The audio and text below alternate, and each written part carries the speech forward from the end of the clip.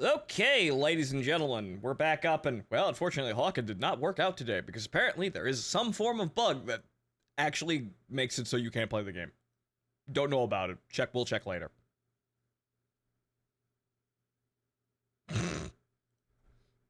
Sorry, just checking a message from somebody off in a corner. We'll be talking about that person, very soon! But, shh, secrets. Right, okay, so, see, where is, Starship Troop? Where the hell is it? Ah, there it is. Which also has an update. Golly gee willikers, I hope I can play the game after this one. So you're doing normal mode, right? Because hard is cancer. Yes, I'm gonna do normal mode, like a sane person. However, unfortunately, I need to actually level the other classes aside from Operator, because Operator's level 20 now. I have to actually go play the other classes, but the moment I fucking do that, I feel the oof of not being the guy with the support abilities that can support anything that he does innately. I have to be one of the other morons with crutches that pay horribly for their specializations. You have to play the hated hunter. Yes, the only trooper that can say on the bounce and it actually means what it's supposed to mean. However, he doesn't do anything well, because his only like differentiating factor is that he moves fast and he has a really suspect melee perk I don't even have yet. It isn't like granted to you immediately. That's another fucking problem. You have to wait until level 10 to see if Bloodlust is worth it or not, but I suppose that's what we're going to be doing today. Seeing if Bloodlust is worth it or not. The only thing he does well is run away to the dropship the easiest. Yeah, that's the only thing he does. He leaves his friends to die very well, right? He's an absolute expert at leaving people to die. See, I have everything that people need, and I'm key to helping people succeed. I'm very durable, so I can stand against the toughest foes and protect my friends. I run away really quickly, and I leave all of my friends to die. Thanks, Hunter.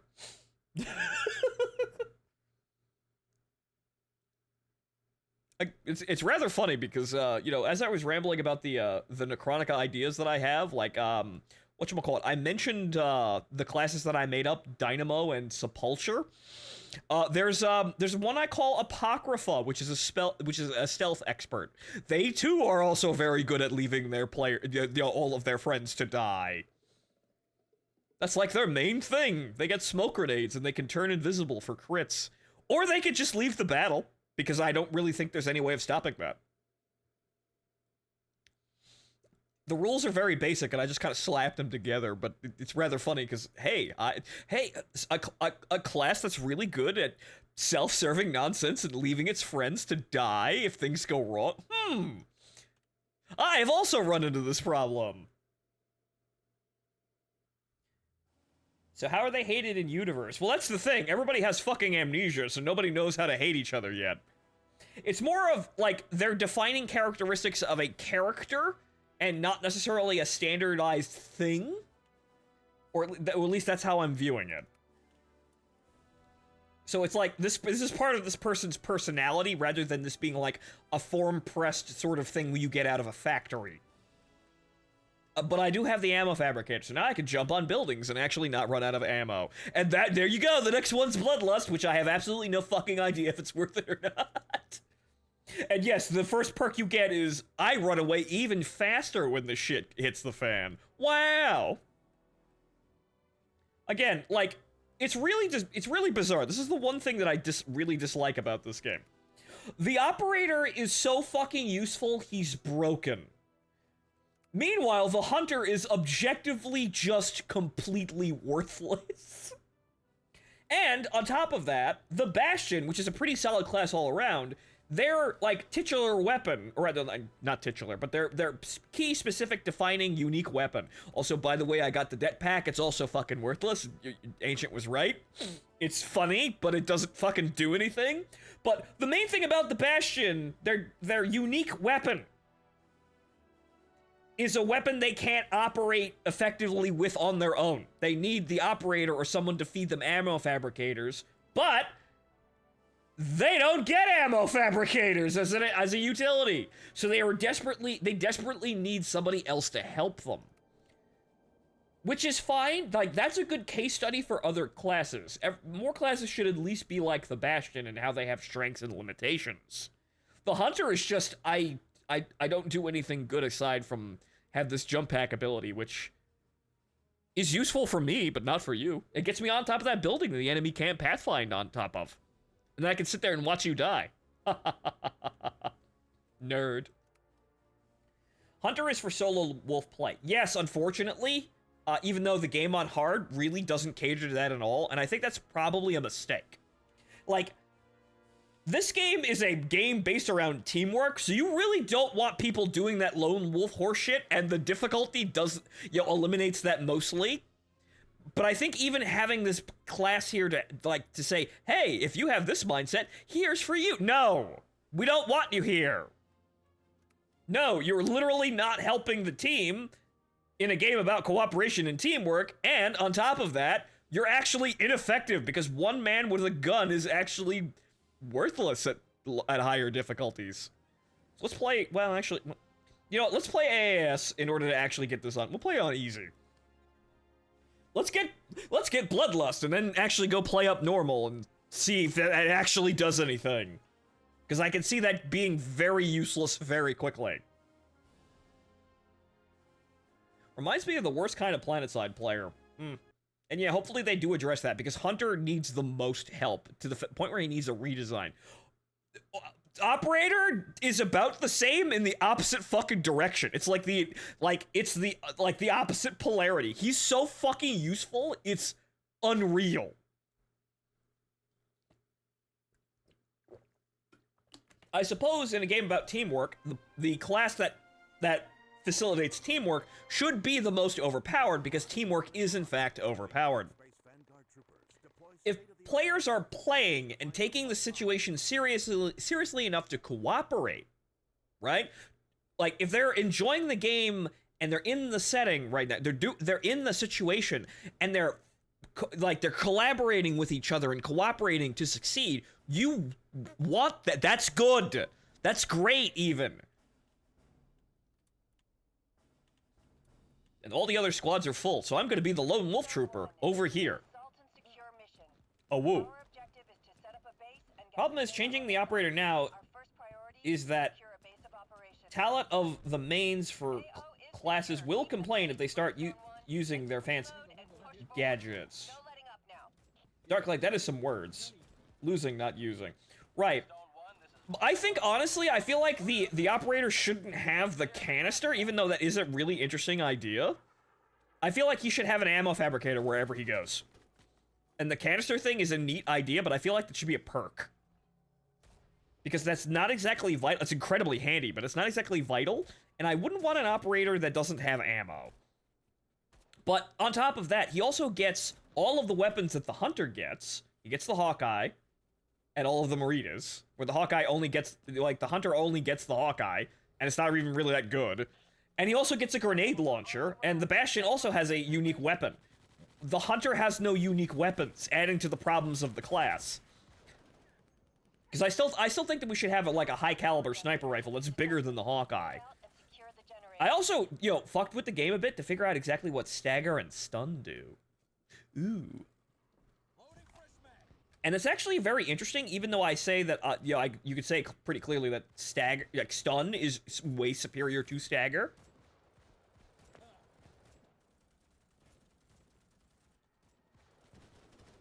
Well, no, Darklight, the problem is, I understand why the Hunter doesn't have the canister, because that encourages even more lone wolf play.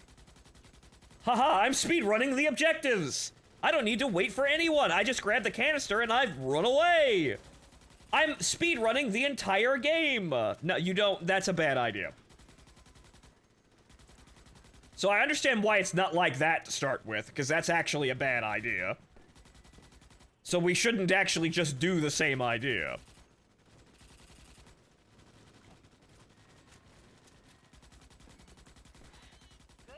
The thing is, the game should encourage teamwork and cooperation at every turn. You shouldn't need teamwork to be effective at all, but in order to really utilize the strengths of, all the classes in the most overpowered way, you should have to rely on another class.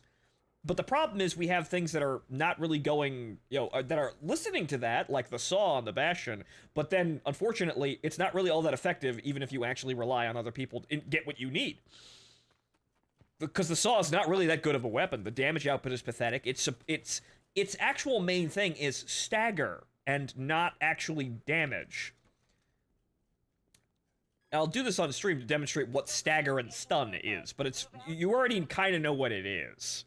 Stun is, well, the Emancipator. We know what stun is. Be advised, arachnid threat levels have risen. Follow me. Aha, melee. Let me see here. Let's get away from everybody real quick. Doing the thing I really shouldn't be doing, but it's on easy. I think that did it? Ah, yes. Good. Right, so, stun. We've already seen what stun is. Stun is this. Well, kind of. They keep dying too quickly because we're on easy. But stun basically forces an enemy to immediately stop and go into an animation. Like this. Or not. Like that. He stops, he falls down, he's not doing anything, he's just stuck there, and that lasts for several seconds. Like that. And then they die because they're stunned. Whoop-de-doo! So what it does is it disables the enemy and stops them moving or attacking, which buys you time to, pump out DPS, you or someone else, to pump out the DPS required to fucking kill them. For example... Medic, help me. See?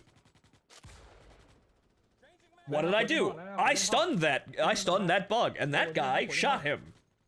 That's what stun does. Stagger is about the same thing, but not nearly as useful. I'd actually have to get the other pistol to actually show you what stagger is, but the Merida actually has some stagger. Stagger, effectively, you'd have to really watch out for it. And I think we're doing so much damage to the bugs, you can't really actually see it here. Well done, Brimstone 1. Proceed on to your next target after rearming. But stagger forces the enemy to do a hop. Like, you may have just seen that he hopped in place, but stagger forces the enemy to do a hop. It looks like they're fucking dodging you.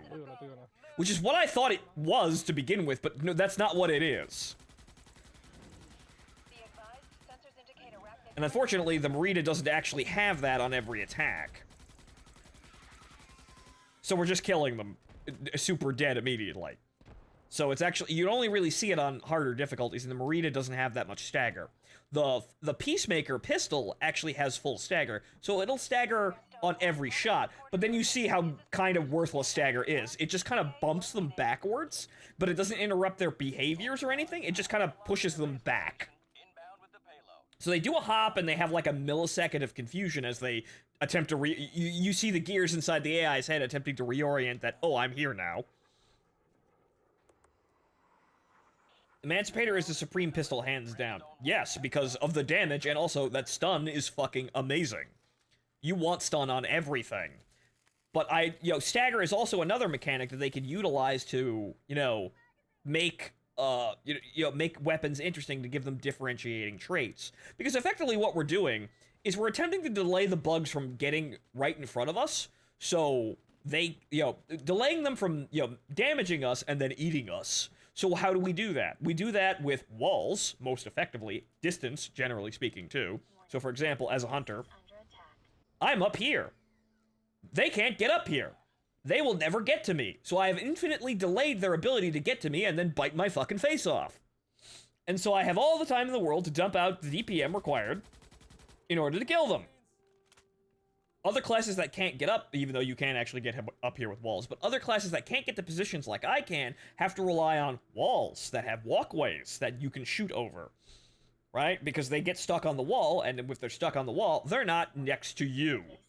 And if they are not next to you, they cannot damage you. So the wall is a delaying tactic. In the same regard, stun and stagger are also delaying tactics, but they're built into weapons. So stunning an enemy slows him, causes him to stop, which delays his ability to get up next to you and, again, bite you in half. Stagger is the same thing, but stagger really isn't all that effective. In fact, stagger makes you miss your shots because the enemies look like they're dodging. Or they feel like they're dodging because they'll hop out of your line of fire and you'll miss a couple of shots trying to reorient. Sometimes they don't dodge directly backwards, and especially when you're dealing with a lot of people firing from different angles, one may proc a stagger in a certain direction, but that might be away from, you know, the cone of fire of other people. So the enemy has effectively just sidestepped the other people shooting because one guy got stagger. But stagger is supposed to help, but that keeps them alive longer. So in some ways, it's kind of flawed. It needs work. But I understand what it's doing now after fucking with it.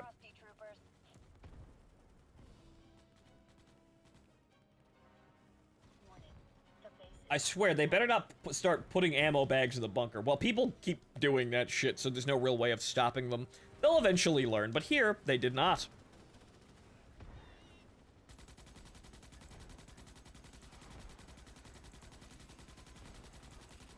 Also, there's another thing that, you know, I looked at now that I'm, you know, being assisted by Raining Death here. Did you know that the Chi-Hong grenade launcher, the already overpowered as fuck grenade launcher that the operator gets, has stun? So, if it doesn't instantly kill them and turn them into green mist, it will stun them, and you saw that, how he bounced like that? That was stagger. You saw how he just went, ugh, really quick? That's stagger.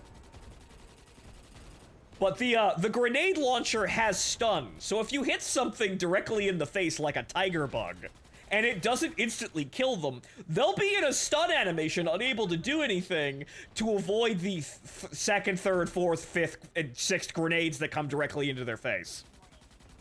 Then they're dead for sure, which...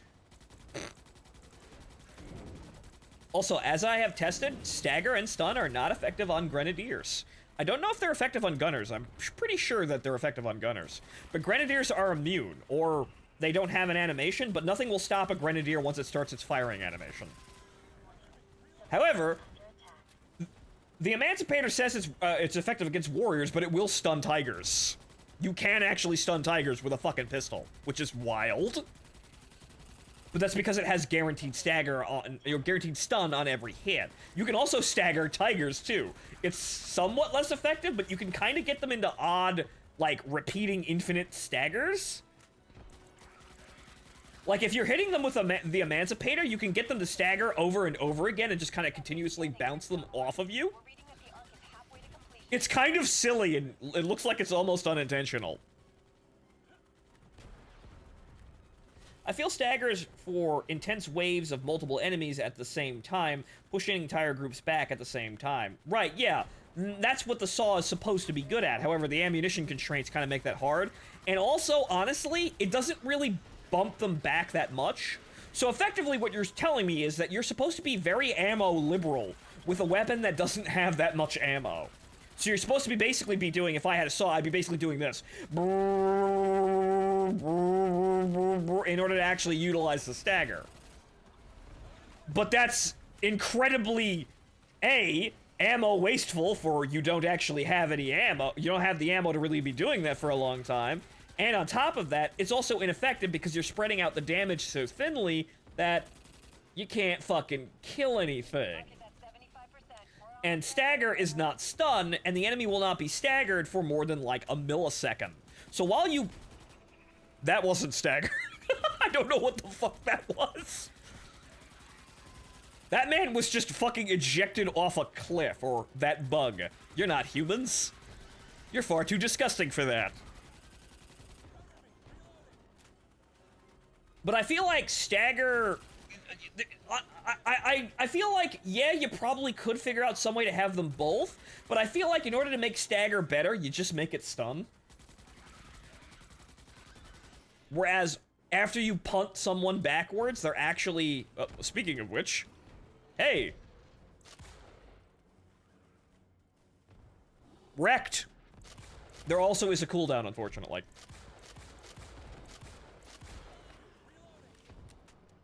So I might be able to stagger him again, or stun him again.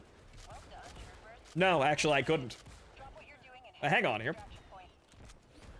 Well, I was gonna test to see if it's done, you know, it affects gunners, but I didn't get the chance.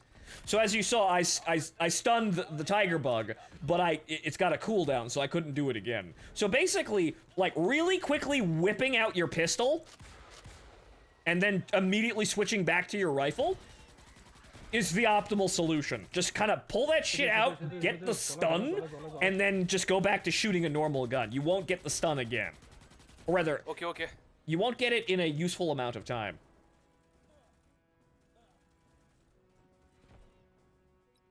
The team thing throws validity when you throw in randos who want to be the pro tag. Unfortunately, yes, but you can get a community of people to actually cooperate, as you see on easy and normal. These guys are doing perfectly fine. I don't speak their language, but they seem to be operating fine. We're on easy though, so it's not really that big of a deal. The reason why we're actually on the reason why easy is easy though, and you'd actually need to play the game to figure it out, which is something that people on hard mode haven't done, is that on easy, I can stare down any singular bug directly in my path, and they won't get anywhere near me in order to damage me. Like, I could just sit here so long as I have ammo, and just mow down anything that comes in directly, directly at me, or anywhere near me. I don't need help. This is not teamwork based, though. So this is why it's easy, so you don't need help. That's why it's, again, called easy. Normal and hard make the bugs more and more difficult to kill on your own, to the point where on hard it's basically impossible. Hell, it's nearly impossible to very hard to do to kill a bug on normal before it gets a swipe at you. And if you do that during a horde, they'll kill you, clearly, because the horde will usually get at least one swipe at you each, and that'll fucking kill you. So that's what the difficulty of the game really means, and unfortunately, the people playing on just hard have no idea what the fuck that is.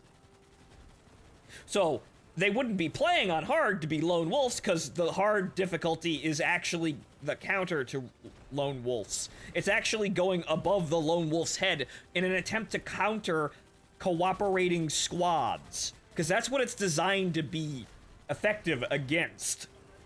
That's what it's necessary to defeat, because here on easy, obviously, with the damages like this, I don't need a squad. I just do whatever. Hard mode, no.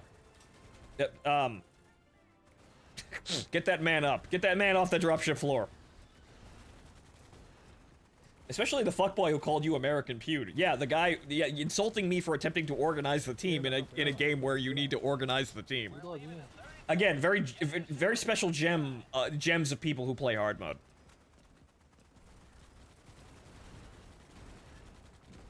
Yeah, they were infuriating and exhausting to play. We did get a successful one at the end of the day where I managed to make it away with my skin thanks to Asian players who seem to be taking this game very well. Honestly, you can play in the middle of the night and the queues are still, functioning and the games are still happening. You're gonna get mostly Asian, speaking players, but they're there. They're decent teammates. The queue functions at what you'd think is, minimum hours. So that's good. Good job. This game has garnered an international audience in order to keep the game running, effectively 24/7, which is very good for a game to have.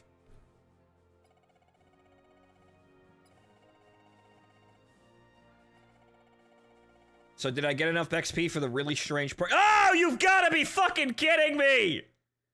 Oh, no! Granted, I still needed like 40 XP, but I should have killed 40 more bugs. God damn it! Oh, well, we'll play another easy mode game and we'll just fuck around. Because here, you don't really need to do anything as long as you're killing bugs and maybe accomplishing the objective. You don't really actually need to work together, which is, again, why it's called easy. You don't care. Or you don't have to care. It's good for a tutorial to understand, like, assault mode is good for understanding what different objectives are, but effectively, arc mode is just assault mode arranged differently. It's the same fucking game mode. But I think assault mode works as a tutorial, but I feel like, arc mode should be higher, I think, in ranking, because you have to get to rank 5 in order to unlock arc mode of all difficulties. I think it should be higher. Really, I think it should be. But then again, that might cause another problem because, you know, again, this is the weirdest fucking thing I've ever seen.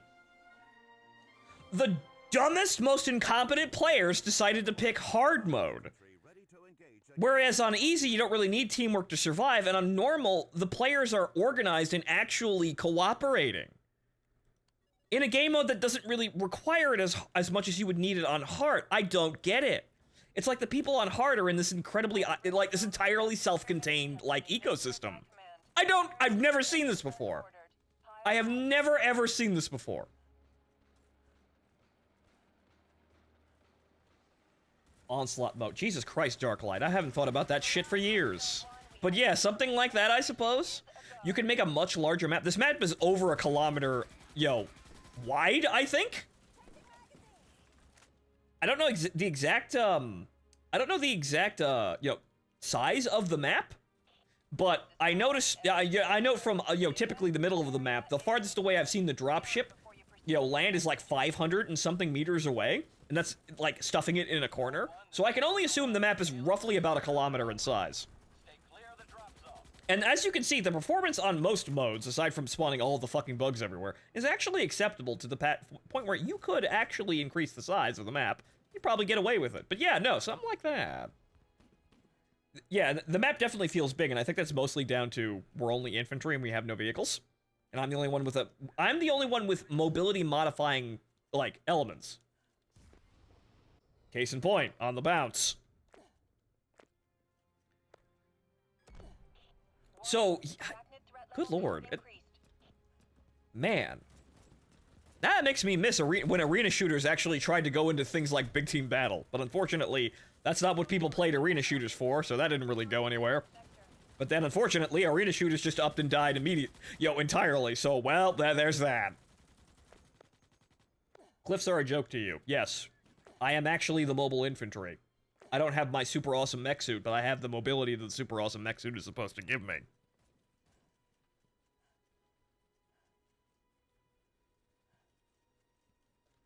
Huh.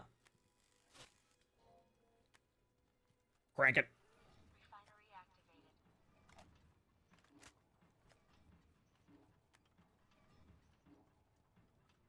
But yeah, me having the ability to have the canister slot as the assault would be overpowered in another direction, because then it becomes clear that the best class to actually be runners is the hunter. And so the vast majority of games would be filled with nothing but hunters. Like right now, that's an operator. He's got a backpack. Take the fucking blue goo and get it out of here.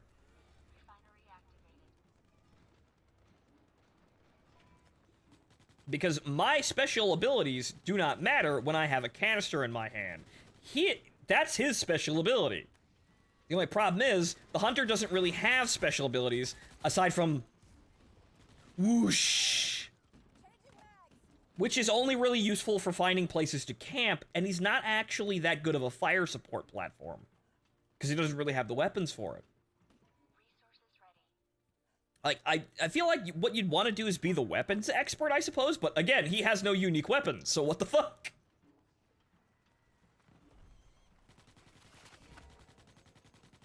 There was a legit show on G4 TV via the cable provider DirecTV called Arena. Yes, I remember what Arena is, and how unfortunately that never really... That was like, those were reruns by the time G4 and Tech TV merged, which is very sad. Its whole purpose was showcasing lower-end games of Unreal Tournament, Capture the Flag games, yeah, that kind of thing. That was rather interesting. That was kind of just the progenitor of our, of effectively modern esports televised events. As a game show. Those were very interesting. Unfortunately, that entire style of game is now entirely McFucking dead. You have just people playing fucking League of Legends and dumb shit like that.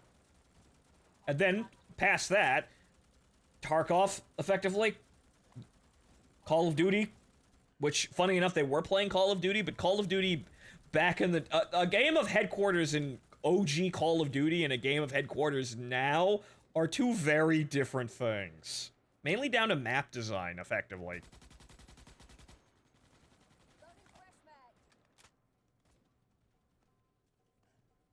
I mean, giving them bigger guns would make them just as abusable as carrying the canister, because Monkey Brain is always drawn to bigger booms. I suppose so, but he needs some. But these weapon systems would be with limitations.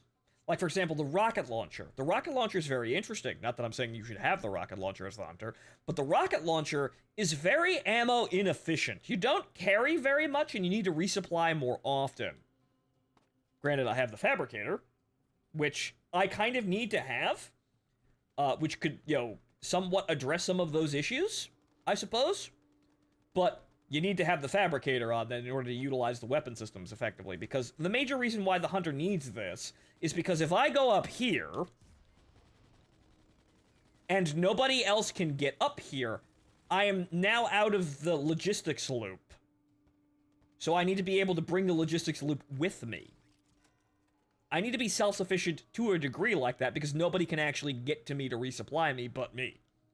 Or other hunters.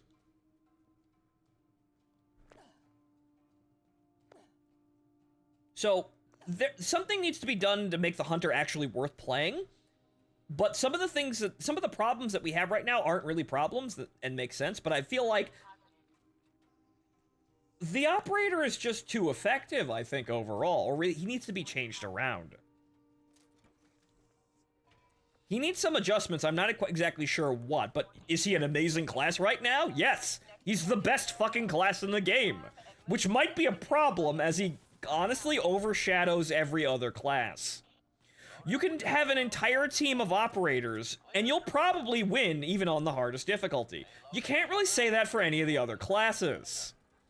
And if a team can exist solely of one class and win, then the other classes aren't needed, and that's a flaw in the game's design. Why pick the other classes when all you need is operators?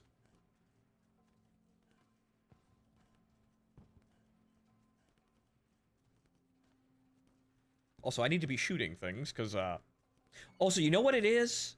You know what it is? You know why people put ammo here? This needs to change. It's a small note, but it needs to change. You know why people put ammunition inside of bunkers, even though they really shouldn't? Because if if you have that in a structure and it gets destroyed, you lose the ammo. You know why people do that? It's because this does this. This does this automatically. It teaches you, oh, ammo in bunker. This seems correct to people. And that's why they replicate it, even though it's suboptimal to do that. That's why people keep doing that, because the game taught us to do that. When we shouldn't actually be doing that.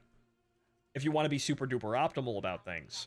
I suppose it doesn't matter, and some kind of, some kind of flaws in gameplay style and, how they operate, we don't want everyone playing the most optimal way all of the time, right?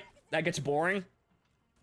And to the point where people start to min-max to the point where they're not even really playing the game. Or rather, you can't believe you're playing the game or in the situation, or the context of the situation with the way you're playing, because you're playing like an inhuman, like, you're playing a big stupid video game. Thank you.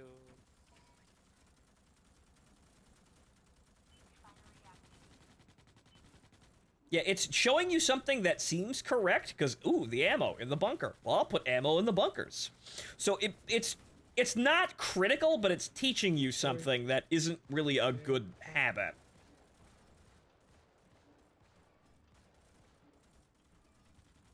People don't play the game like the movie portrayed, LOL. Well, not even, like, close to that. People don't even play it like it's fucking real life. They start doing weird-ass shit like bunny hopping and effectively glitching. They start exploiting the fact that this is a stupid video game, rather than we're a game about, an interstellar army that fights bugs. No, this is a big stupid video game with enemies that I can kill for points.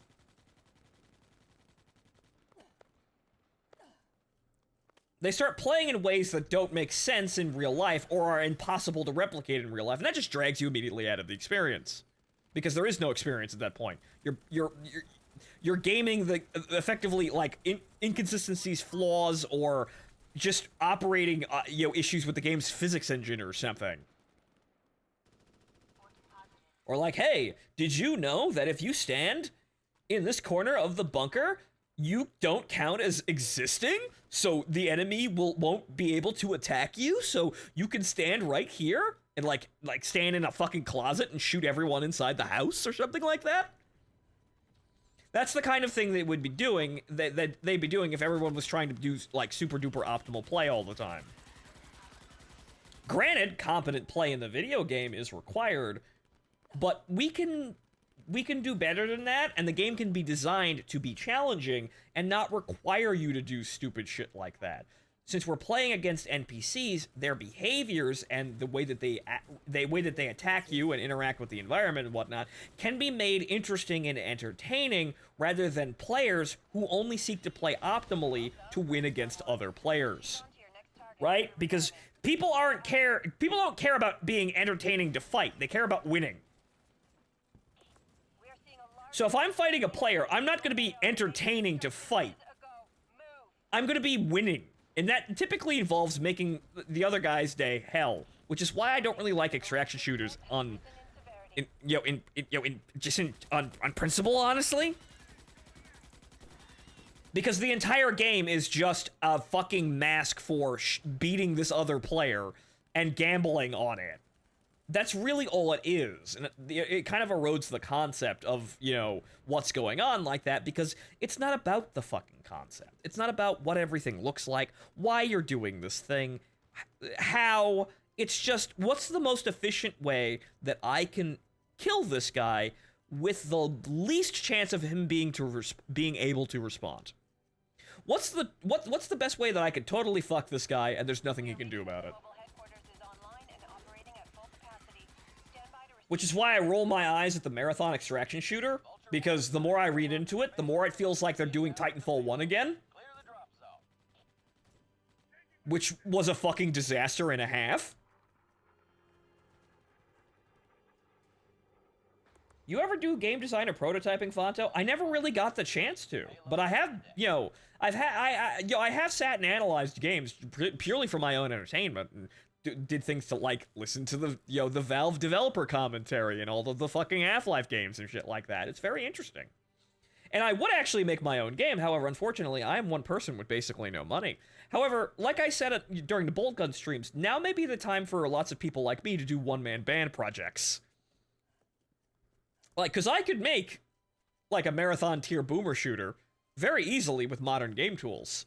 I'm basically just clicking on fucking PNG images, which, aside from the art assets, isn't very hard to do.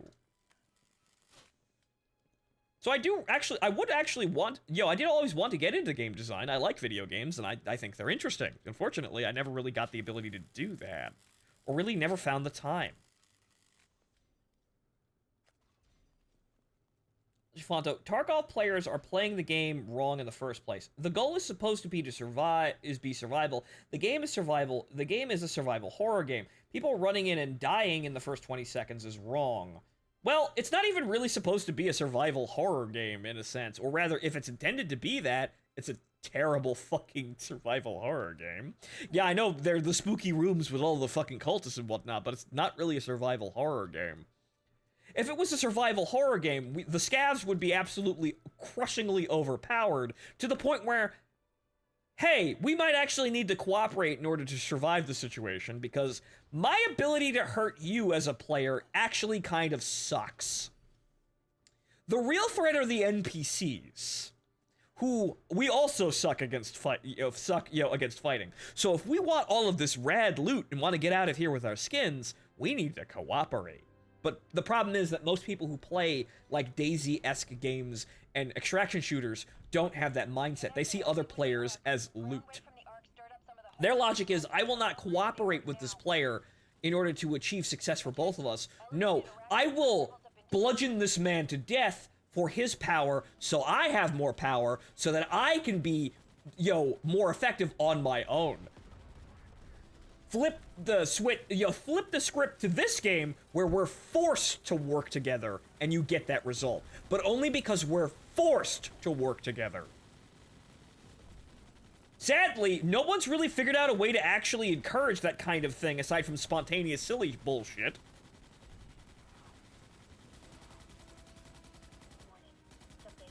I suppose back in the day, like, initially starting out, there was a lot of that in DayZ before people realized the PvP, element of it. Then that's how we got Battle Royale games, because PlayerUnknown's Battleground is basically just DayZ, but they stripped out the zombies. And the survival mechanics. So back in the day when people really didn't give two flying fucks, and they were like, well, this is just kind of an interesting mod that's presenting an interesting situation and kind of a sandbox game. I wonder what we could do with this. But then eventually this calcified into people seeing players as PvP encounters and nothing more. That's how they began to treat it. And unfortunately, this spawned an entire genre, and now the mindset is fucking ingrained in everyone. Way to go, guys. You had something that was Stagger. You saw that, right? You saw how that's not really all that helpful? Like, he just hopped completely out of my line of fire. It wasn't even directly away from me. He just hopped to the side. Other players are my loot, that they could have stolen before I could. Yeah, basically. Tarkov should play like Stalker. That would be perfect. Unfortunately, here's the thing. It could. However, the problem with playing like Stalker is that in the Stalker universe, you still have people like the Bandits basically trying to fuck over everybody for their own gain. It's really hard to actually encourage people to do one or the other, or rather, encourage people to do both of these things without them immediately siding one or the other way. That's just how player perception of these situations has gone. Again, unless you actually build a survival horror situation where it's like, I don't know, like, the fucking PS2, like, online co-op game, like, fucking Raccoon City. Where we're all fucking crippled playing what is very clearly a survival horror game, and we all need to help each other because we're so fucking ineffective at helping ourselves. So basically what you have to do is you have to get a bunch of people into a room and basically break all their kneecaps and say, okay, have fun. You get them all into a room, you break all their legs and say, well, here's a Rubik's Cube you all have to solve. I'll be back in 30 minutes and I'll finish the job then. Get out before then or else. Good luck. That's the kind of thing you need to do. You need to cripple the player's ability to do anything and also hurt each other. Because the main way we have difficulty, and I'm being shot at by a gunner bug. I have no idea. Oh, it's over there. Wow. Actually, wow. Gunner bugs are not affected by stun. Wow, that's actually really annoying, because that's the one thing I'd actually want to stun. Fuck you, gunner bugs. Hi, can you please tell me, how is friendly fire working in this game? I mean Starship Troopers. This game, effectively, there is friendly fire, but it's so long that, it takes so long to kill someone that you've just outed yourself that you're really trying to grief by doing it. There's really no way to accidentally kill teammates unless they have absolutely no health at all. You do pathetic amounts of damage to other people.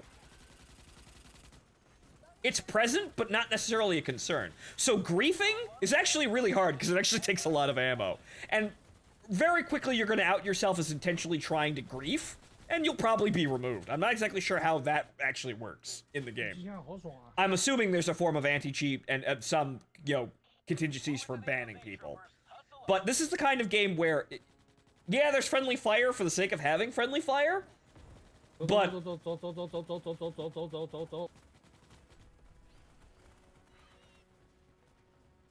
I've seen some people accidentally downed by people in the dropship shooting out where it's at the end. Yeah, because they actually have to fire a long time to do that.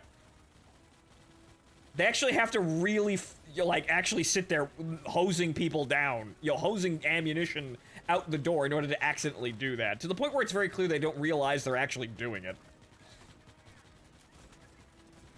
Maybe feedback should be more apparent, but friendly fire is not an issue in this game. It's present as just a realism, but you can't actually really kill people in any really, amazingly quick amount of time, and like I said, it takes fucking forever, so if you're doing that, you're probably gonna get banned. I'm not sure exactly how that works, but it's very clear that it's a system that you need to keep fucking up so long Ammo, please. that there's probably an anti-cheat system that catches you within a matter of seconds of killing one person, or maybe two. You have to really commit to accidentally kill other players. Air quotes, accidentally. Friendly fire might be more severe on hard, which is filled with the worst players. It might be. I didn't see a difference, though. Talk about the issues of this game so far, please. Honestly, there really isn't that many of them, aside from the fact that there's only one map. But the map is very large, and the randomness, the random placement of the objectives is totally fine. Like, it makes the game feel fresher for far longer. Even though, effectively, after the first, 5, 8, 10 hours, you'll see that, yeah, this is just the same revisions of the same area, but the shit's in a different spot. But it does a good job of keeping things fresh and, affecting how you, say, build a base, for example. And, what engagements, happen and, how you have to respond to those engagements and stuff like that. It's a good, very basic system. And that's what the game actually is at its core. A very good demonstration of a core gameplay loop and set of mechanics. Sorry. That's what Starship Troopers really is, or Extermination really is. It gets the feeling right for the propaganda and the visuals. It provides a basic gameplay loop that can be played over and over and over again and still be entertaining, and actually just be entertaining in its own right immediately. So it's entertaining now, and it'll be entertaining maybe with a little bit more content from, 100, 200, 500 hours from now. Fall back, fall back.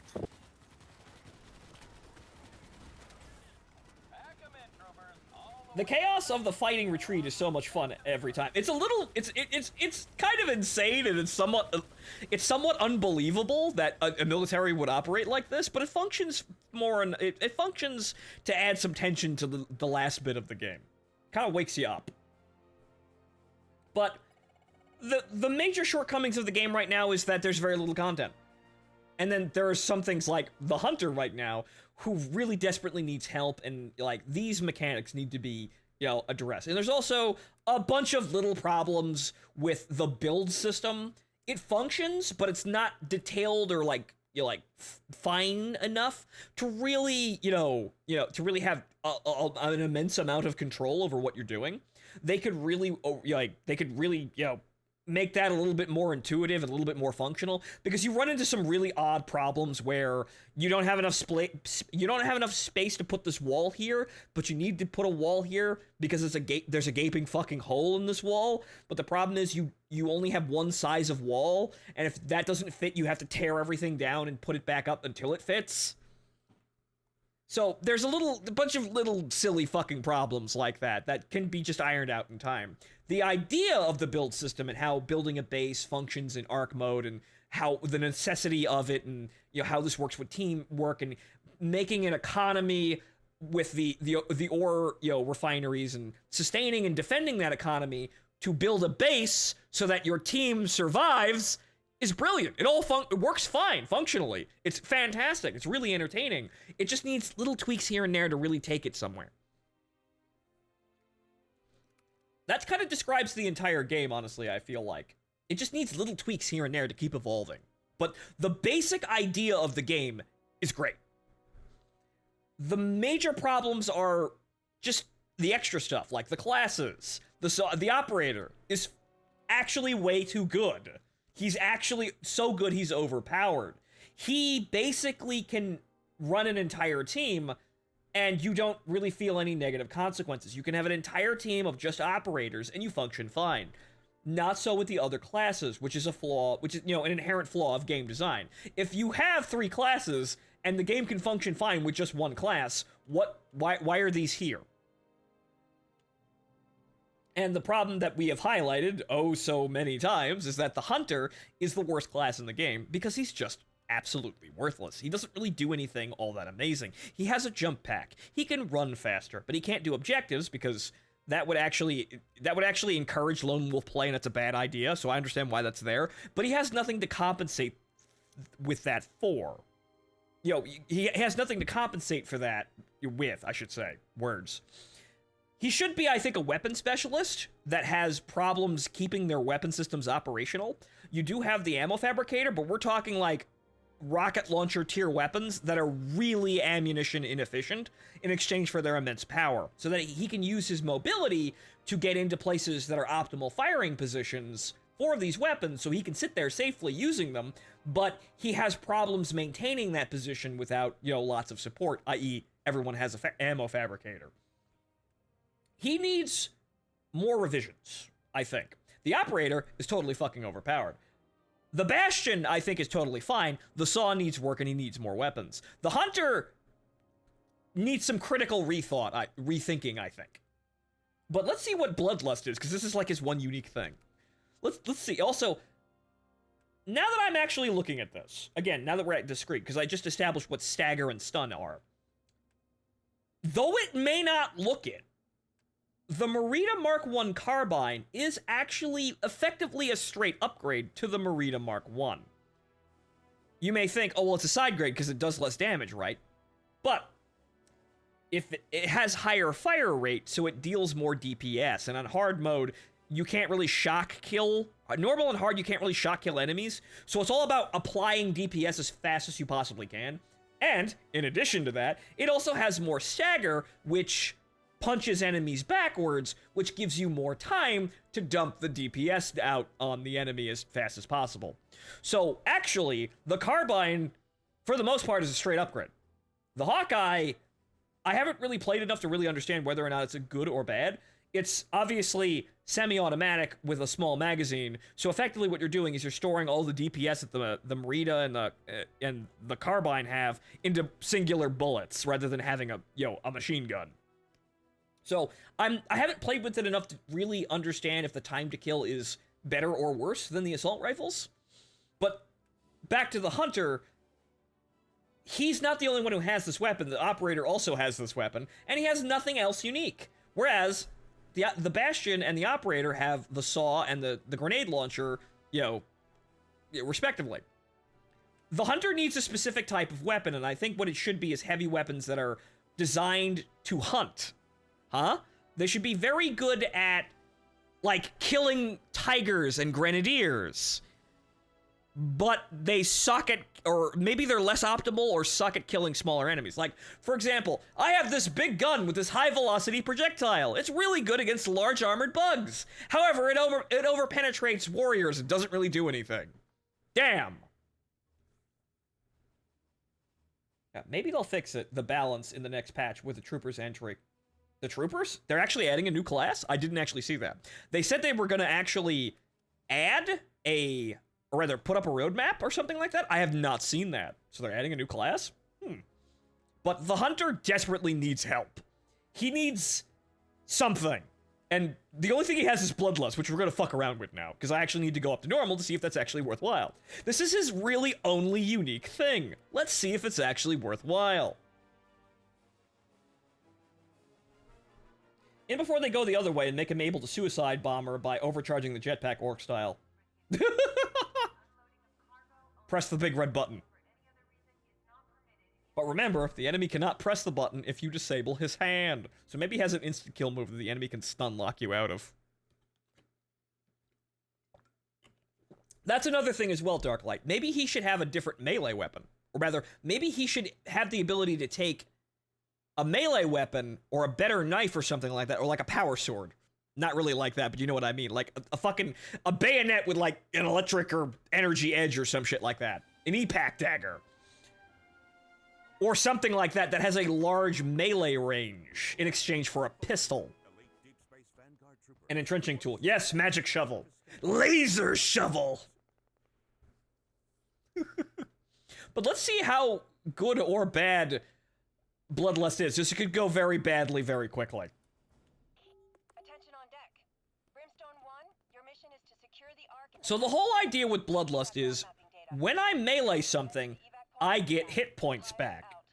But, does that mean I can sit there meleeing a bug while being hit and effectively be health neutral, right? Can I latch on to a melee, latch on in melee to a bug and basically be totally fine so long as I keep landing hits?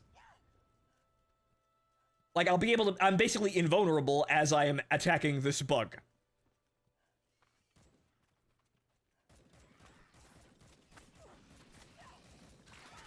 I need to actually be attacked first, but we'll get to that. There'll be plenty of time for that. Huh. Oh, are you fucking kidding? Brimstone 1, mobile headquarters location. Okay, so no. It's not overpowered, it's absolutely worthless, which was the other option. Yeah, most games fuck that up entirely. They have melee-focused perks, but melee sucks. That is absolutely worthless. Like, it might help if I'm detached for a while, like, as a utility. Like, if I'm remaining detached from my team to the point where I don't get any health, like maybe a gunner bug shoots me while up on my sniper's nest. If I hop down, melee something, and then hop back up really quickly, which is very suicidal, I may be able to actually regain my health and continue to operate just so I'll not be immediately shit-canned by a gunner bug or something like that. That's maybe what it's for, but oh dear lord, that's useless as an offensive option. Yeah, the workers die in one hit. The worker drones die in one hit on every difficulty from what I've seen. So if you just melee them, they instantly die. So if you have a swarm of those, you could eat them for sustenance. However, that's not all of the bugs. That's not even most of the bugs. That can stun the bug. But it looks like melee actually has a form of stagger. Not stun, stagger. Also, this is that's still the Emancipator. I thought I talked Peacemaker, which is guaranteed stagger, which is not very good. There's no such thing as a swarm of workers only. There is, but very rarely. Also, where the fuck are we building our base? Oh, it's over there. Okay, actually no, that's the gas refinery. That's the base. I walked right the fuck past it. So we're playing on normal right now. We don't really need to cooperate or... Well, we need to cooperate, but not necessarily to the degree where I can't run around and accomplish objectives myself. It's very inefficient and very dangerous for me to do that. However, you've seen me try to solo objectives and totally fuck it up, because there's just too many goddamn bugs. Which is good. It should stay that way. The difficulty should increase dramatically as a way to enforce teamwork, because if you need two people shooting at a bug to kill it in a reasonable amount of time, that means you're gonna want a buddy, right? Yeah, I will not be maintaining. Okay, is that health? Oh, okay, it's health regeneration. Okay, so it's a regeneration status effect, not necessarily health per hit. Also, I can continue running away from the bug. Okay, so... Yeah, but I'm losing health when I do that. What the fu- Oh, eat the bug. I ate the bug. Oh. It was worth basically nothing. This is not Flavor Town. I need more sustenance. And I've gotten myself killed again. Granted, I am playing totally retarded, but you see how difficult and not that effective this perk is. This was like the one thing that the hunter has, and I was afraid of this, but yes, it is actually worthless. And no one's coming to help me. Oh no. I can understand why you wouldn't want to actually put a melee-focused class in this game. Like, it would seem kind of silly and out of place for Starship Troopers, actually having legit Jack Churchill, but he's a fucking mobile infantryman. I have all of the healing and, resupply equipment. I have very thick armor and, a squad support weapon. I have a sword! I can fight! The only melee class that would work well would be an exosuit, which I'd like to see, but not necessarily as a class. Because I feel like the exosuit, without really particular balance, really, really, really close, tweaking and fucking with, will just outshine every other class. Because they can do anything. Like, I have a jump pack. Hunter is invalidated. I have durability. Bastion is invalidated. I have support abilities of some description. Operator is invalidated. I can carry like 4 fucking canisters on my back. Whee! Okay, so. I was oofed. Okay, so. I'm now in a survival situation. Be advised, arachnid patrol spotted in your AO. Proceed Okay, do I get more if I hit more melee attacks? Wait, hang on here. Hey, wait. Aha! Warning. Arachnid threat has risen in severity. Okay, so it seems to like get faster the more melee hits I get, but as you can see, oh fuck, I'm just gonna lose hit points. Wait, you're distracted. Yeah, but is like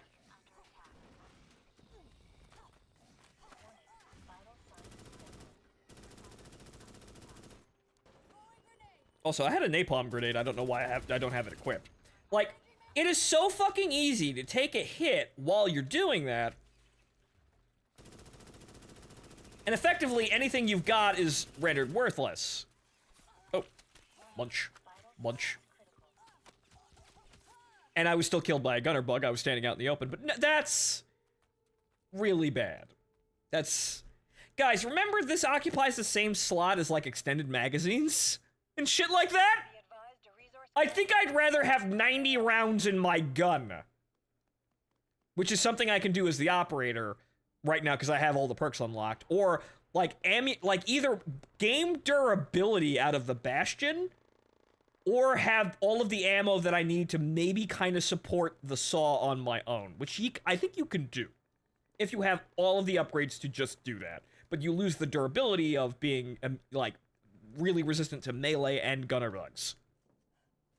So, you really pay a price for trying to get that Saw to operate on your own. To the point where it's much more effective that you are actually, you have somebody, being the ammo bearer and giving you ammo fabricators to keep them, operating. Which is good. That enforces teamwork. But unfortunately, we have to run the risk of public players being terrible because that's what you're going to get in a random game. That's not a flaw that's unique to this fucking game. But the problem is all really heavy team-based games suffer horribly because your teammates may or may not be good and you have no control over that. Hello? That Grenadier appeared to get stuck. The Fencer's Blast Hole Spear from EDF. Might not be a terrible idea. What the? Wow. Yeah, so it looks like it entirely relies on your ability to get melee hits.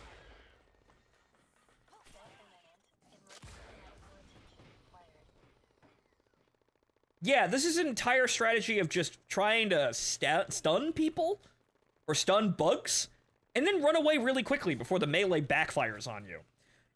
It seems to enhance... The base is under attack. It seems to enhance with successive hits. However, that's still pathetic. And there I lost all my health. Haha!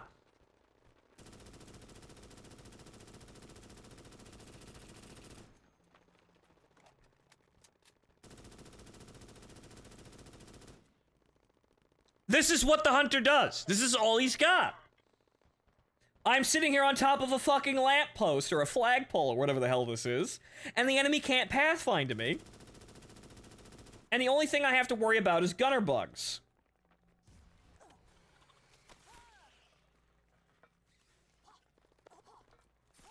I can kind of see how there's a game here, sort of. Like, imagine if this is like a survival game, and this is the only way I could get hit points reliably outside of our very safe base compound.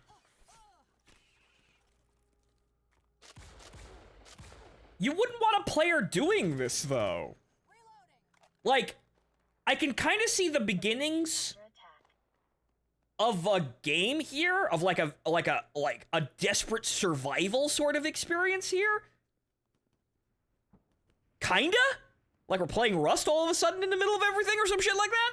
I can kind of see that where it might actually be able to go somewhere, but that requires the whole fucking game to tilt on a really odd axis to get that to work. The game needs to be longer. Distances need to be larger. Like, the threat, like, resupply needs to be much harder. Like, for example, everybody who carries an ammo fabricator only carries one. And the perk still only gives you one, if it even exists. Like, the additional one I have on the operator doesn't exist, or only gives you one. So you only have two, ammo fabricators. So getting resupply outside of the main base is incredibly difficult to damn near impossible. Or very limited. So you have to really scrounge and scavenge. 别放了，别放了。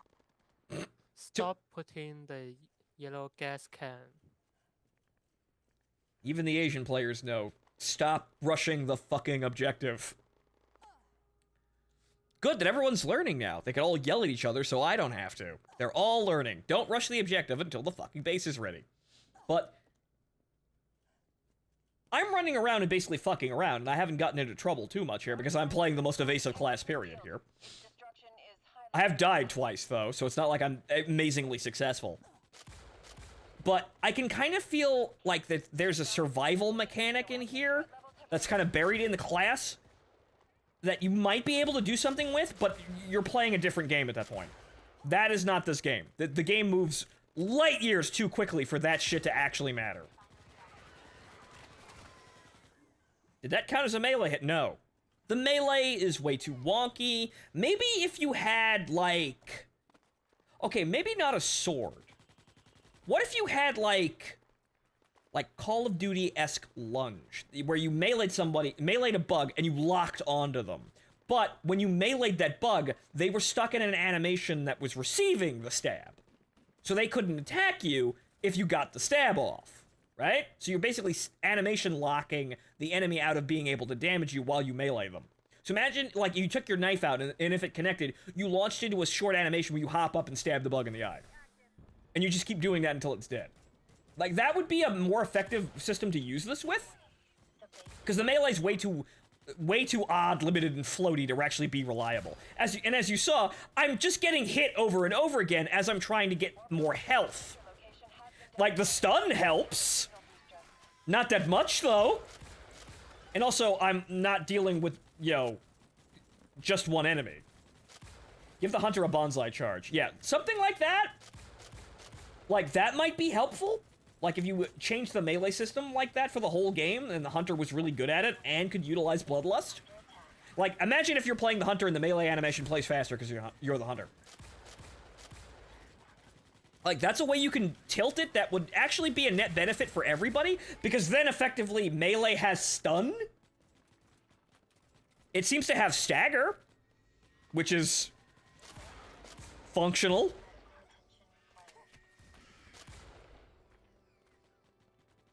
But that's completely worthless. Like, it might help in a pinch, but there's no gameplay style around this. The gameplay style of the hunter is just not being in danger to begin with. Like, you might need, like, if I need to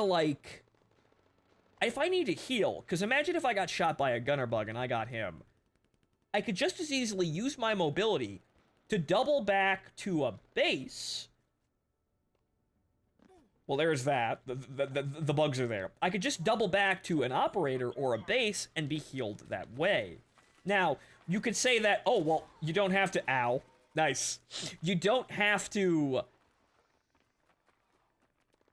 stop fighting in order to actually get resupplied or, heal yourself. You don't have to go back to the base. You don't have to rely on your teammates or something like that. And that might be sound like a good thing, but you kind of don't want to ever not rely on your teammates. Like, the hunter needs the ammo fabricator in his utilities because he can put himself in situations where he's helping people, but nobody else can get to him because they don't have a jetpack. He's the only one with a jetpack. He's the only person that can get to certain spots on the map, and thus he can't be helped up there. And I suppose Bloodlust is kind of like an addition, like health for the ammunition that the ammo fabricator would give you in that situation. Like, for example, this. Let's say nobody can get up here, but this is a good firing position to help my team. Well, I'll be able to shoot people up here, but I don't got all the ammo in the world, so I've taken the ammo fabricator. Problem solved. However, I don't have the healing station, So if I happen to get damaged by a gunner bug, I'm still gonna need an operator or some type something to actually heal me. Bloodlust is supposed to basically be this, but I don't need my teammates' help to heal. But the problem is, as we saw, Bloodlust is fucking stupid. It's totally ineffective without successive melee hits. It's incredibly dangerous to get those melee hits, because you will likely be swarmed and die.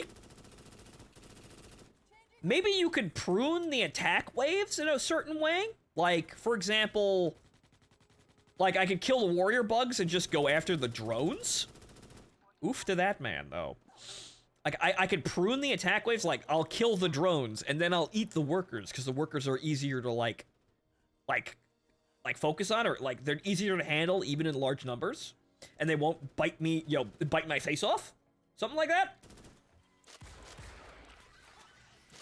Like...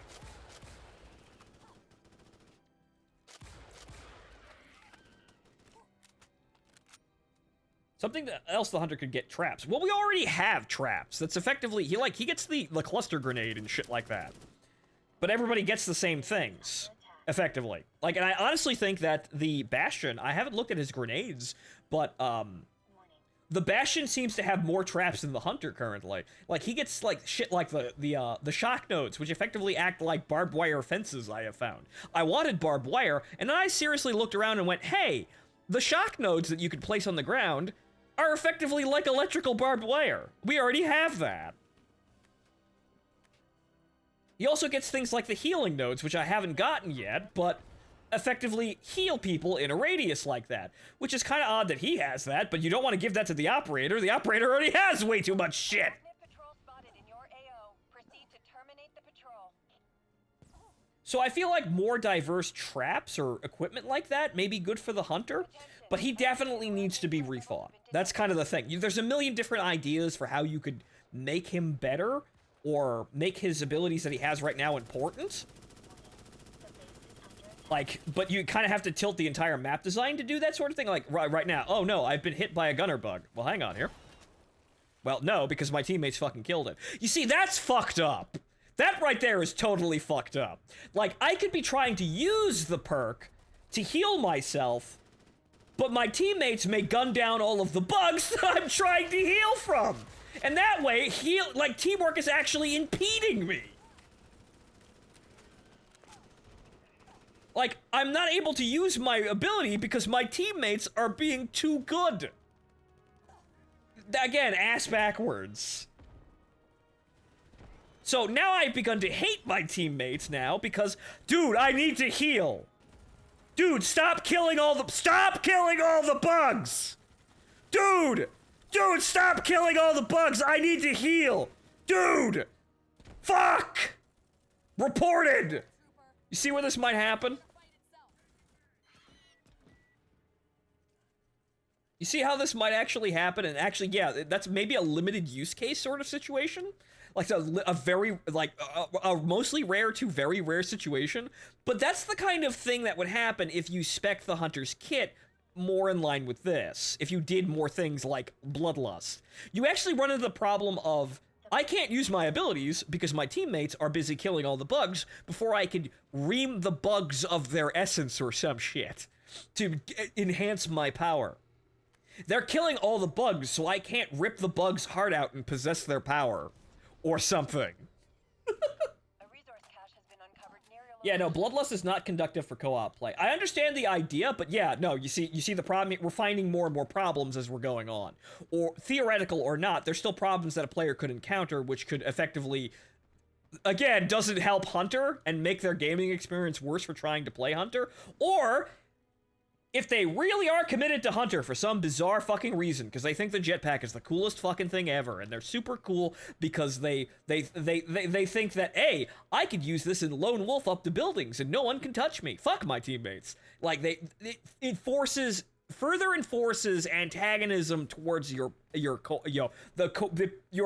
team, the people you're supposed to be cooperating with. Because now, oh, I'm being the super awesome Lone Wolf player. I want to use my powerful abilities to help me continue to be a super awesome pro Lone Wolf player, and My shitty teammates are doing their jobs, but that means that I can't get my abilities to proc. Wow! Fuck you guys! You see how you don't want that? You don't want that kind of mindset. You don't want that kind of player in this sort of situation. So, my way more than 2 cents on the scenario. So, good idea. Actually needs to be totally stripped out and rethought, I think. It's too easy to run into these problems. Yeah, and I'm just thinking about them, but I'd run into these problems if I was, like, really, like, brain dead and trying to just focus on my own fun here rather than trying to test. I'm not actually getting angry, aside from the fact that, wow, the regeneration kind of sucks. Because I'm just kind of fucking around. Like, I'm trying to think of ways rather than being in the mindset of a player thinking in that way. Like, I'm trying to observe what I'm doing and play it at the same time, which you kind of need for analytical work if you're, like, trying to understand how gameplay mechanics work and how they might be broken or improved. You need to be able to see yourself as the player and be the player at the same time. You need to understand why you're doing things. Why and how you're doing things and how they affect things. Effectively watching your own behavior. So I'm detached in a moment, so I'm not actually angry at the video game. But you can see how somebody who isn't doing that and is just playing because I want to play the space bug game. Yeah, I want to play the. Yeah, I want to knife the space bug. They don't give a shit about fixing the game or understanding it or thinking about it. They're using it purely as it's designed, as a form of entertainment. You can see how a person that's just thinking like that could fall into these pitfalls and have a really bad time and also ruin the game for other people as well too. You basically become a toxic person that effectively is just a bad teammate because you're not really helping people. In fact, you have the audacity to be angry at people trying to help you too, indirectly, by killing all the bugs. No, even the drone fucking hit me. Wait, here we go again. Why did that guy die? Oh, no. Oh, fuck! Oh, no!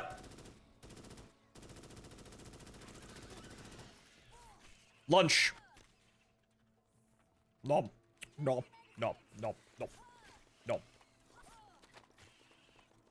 Like, that would actually make the drones really, like, easy to fight, and actually kind of entertaining, because imagine if you could chain those, like, lunges I talked about, like the lunge animations. Like, imagine if you could just go, swipe, swipe, swipe, swipe, and just kind of, like, hop into, like, execution animations almost, but very, very short. That would actually be that would actually be kind of entertaining as a sort of a spectacle. Like, imagine, like, Doom and Doom Eternal with the glory kills, but the glory kills are really, really short animations. Whereas you're not really rooted in place for very long, but you're interrupting the enemy and killing them. And they can't really respond while you're doing that. Or quick dash between enemies. So, yeah, that would, yeah, you know what? Yeah, Dancing Fool. Yeah, right now that I'm thinking about that. Hey, we've got a jetpack, right? It goes up. So what if we use mech game logic? I'm totally not trying to get the mech game in, guys. This is not actually that. But what if we use mech game logic and say, hey, I have this jetpack, this thruster on my back. What if I say, double tap A really quickly and dash? You're basically playing like a Japanese maneuver mech shooter kind of thing there. But yeah, why not? That's actually, the hunter's abilities are supposed to be mobility focused, right? He runs really fast. He jumps to actually get on top of terrain like this. Nobody else can get up here. I can't even get up there. Whoops, give me a second. So yeah, why doesn't he have chain glory kills between bugs for a short while? Or infinitely, so long as you can actually, like, kill them? Like, you wouldn't instantly kill a warrior bug unless he actually has low health. You would just do a thing that damages him and just kind of fucks with him? Maybe there's a cooldown for it with things you don't instantly kill? But, like, drones would die instantly, and you would basically just hop between them. You'd hop, animate, hop, animate, hop, animate, hop, animate, hop, animate.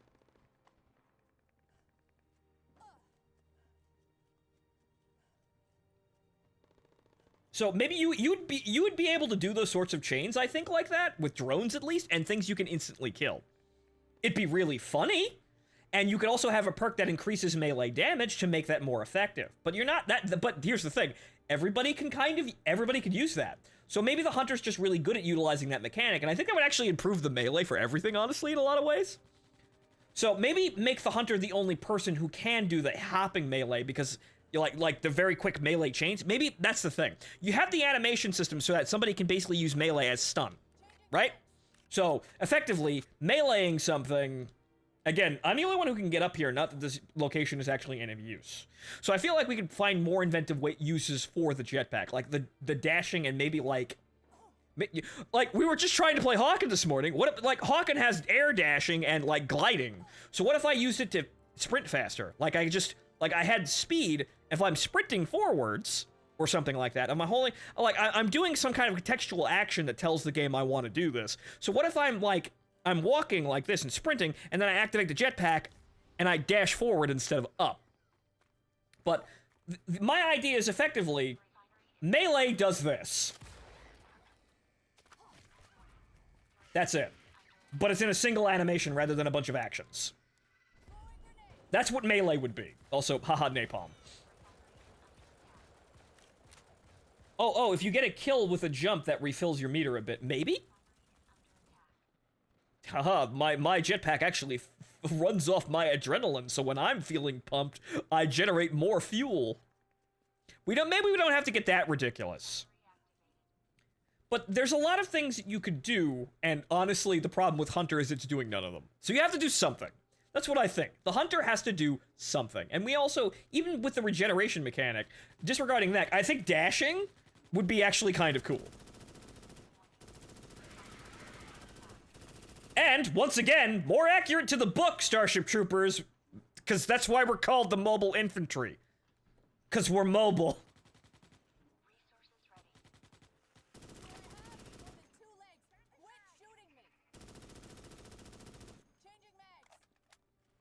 We can only hope that Hunter gets some kind of rework next content update. I think it's like the biggest issue with the game.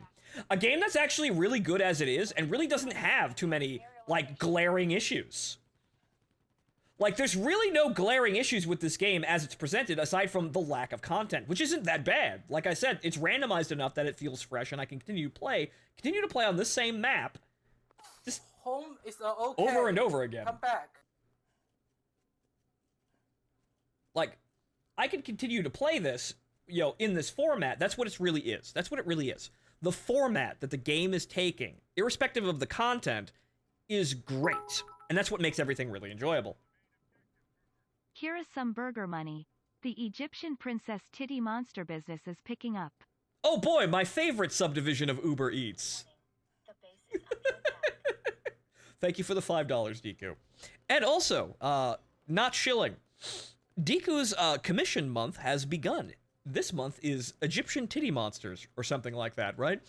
10 Egyptian titty monster waifus, or your waifu in such format. Please do consider commissioning him. He does very good work.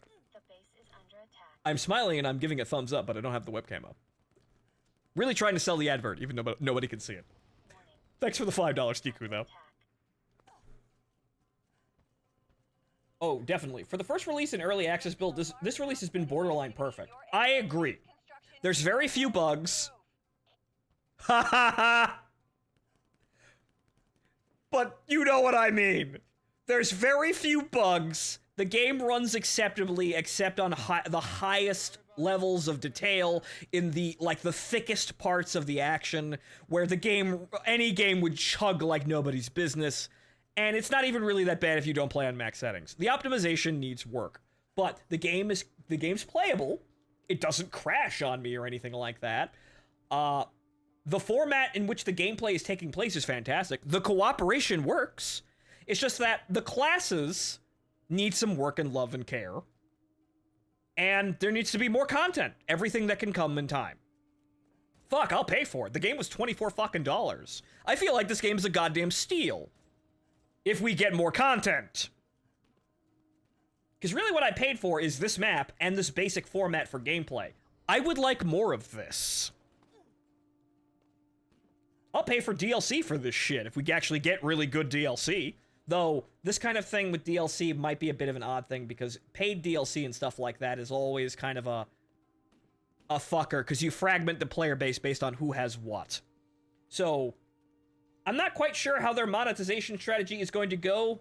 I don't think they really need one because it's a paid game anyway. But there's definitely going to be some element of live service because this game doesn't have enough content to call itself complete. However, it was $24. However, they did say they're going to raise the price and be in early access for about a year. So this means that they're going to add more things. And these things are going to be worth more money, or rather justify an increased cost. This base looks special. Yes, I know, right? It's... Actually, hang on, I didn't really look very closely at it. We've got a door, electric fence. A door, more electric fences. A wall that you... Oh, a short wall, another wall, a bunker that you need to use to get over here through this wall. Actually, hey, that's actually really interesting. Hey, that's a novel idea. You use the bunker access way as a walkway to get in and around a wall. Hey, there's some yeah. There's some ingenuity in this madness. This divider doesn't work half as shit, though. You have to crouch on it to get over this divider. But then you come over here, and this is... You go in here, and then you're back here, and... Hey! Wow, you're all fucking crazy and probably don't have any sort of OSHA certification whatsoever, but that's a $1 million idea. I like it. Good thing I stopped to actually look at this. I thought it was going to be making more fun, but, making fun of it mostly, but hey! That's actually kind of neat. Too bad bunkers are really fucking expensive, though. Need some help?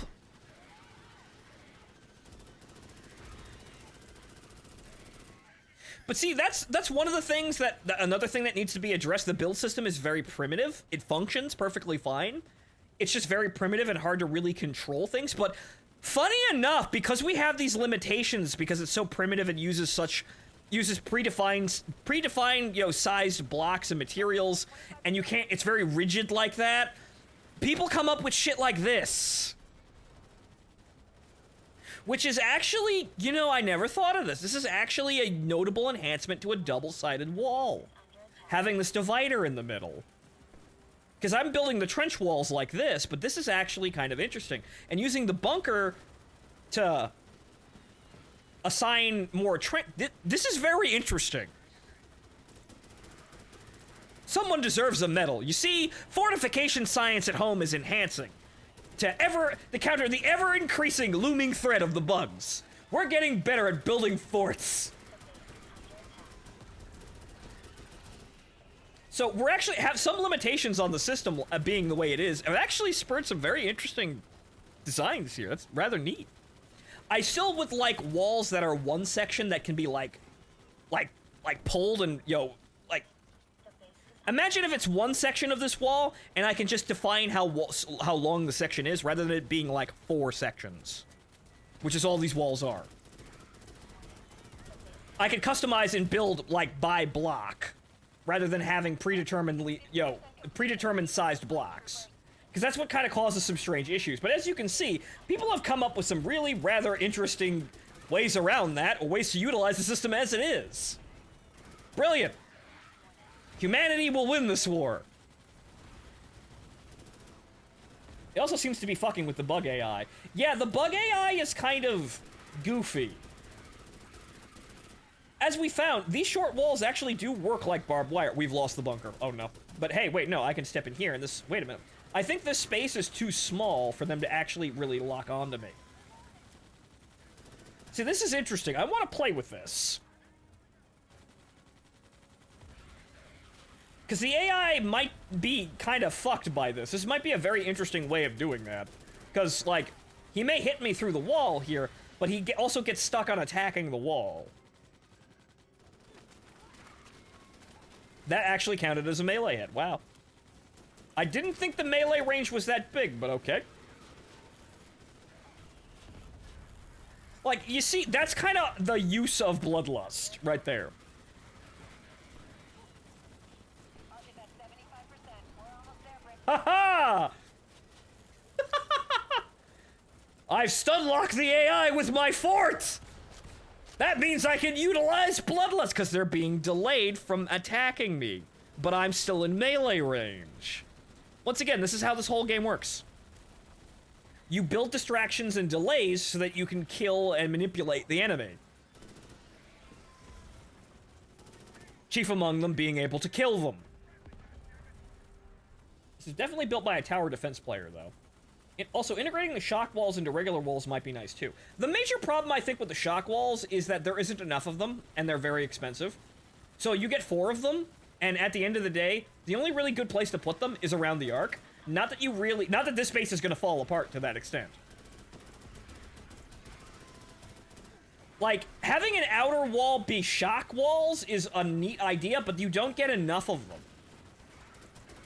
And they're also very expensive. However, when you think about it, cost doesn't really matter to a team that's actually focusing on building a good base. They'll just do however many ore runs it takes to get that base. There's no time constraint if they're delaying the arc, which everybody's doing.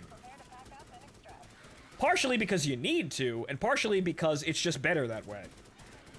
So that's us breaking the game mode for our own benefit. Okay, where are we going?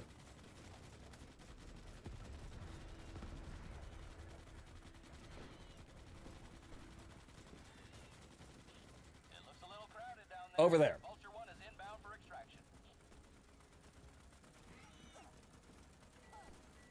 Well, I guess we're going this way. I'm gonna try and actually help. Southeast. Oh good, they're even learning how to call out directions, so everybody doesn't have to fucking look around confused. They're learning! Oh, wait. Come back, get back, man. Go, go, go. One of the actually good uses of the Hunter is I can use my jetpack and actually get on top of areas and cover my teammates during the retreat. Like this fucker. Run, fucker, run! Also have ammo. Actually, no, I don't have ammo on hand. Shit. I didn't actually resupply before we left. Damn, I forgot the mag.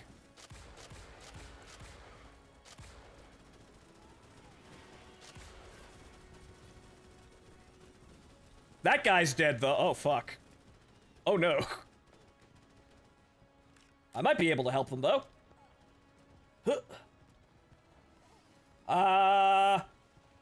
up. Get up. Ah! I tried. I should have been playing operator. Well, buddy, I really tried. However, this match was, well, kind of a waste of time anyway. Also, now we get to see the amazing optimization here. Look at this man. Like, look at his polygons disintegrating. Oh my god, he's optimizing!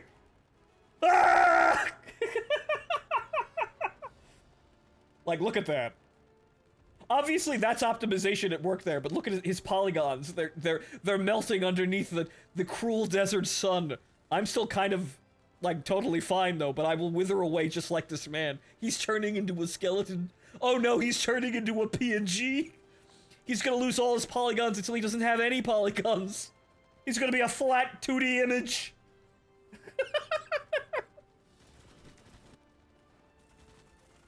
But I attempted to do one of the things the Hunter is actually good at, which is hopping on top of buildings and defending his teammates in the middle of the retreat phase. Because you can do that. And you can waste time like that because, hey, guys, we can't take the bug home. Guys, we can't take the... What are you doing? But you could waste time like that because the Hunter's that fast anyway. He could actually waste time like that and still make it away just fine because of his mobility.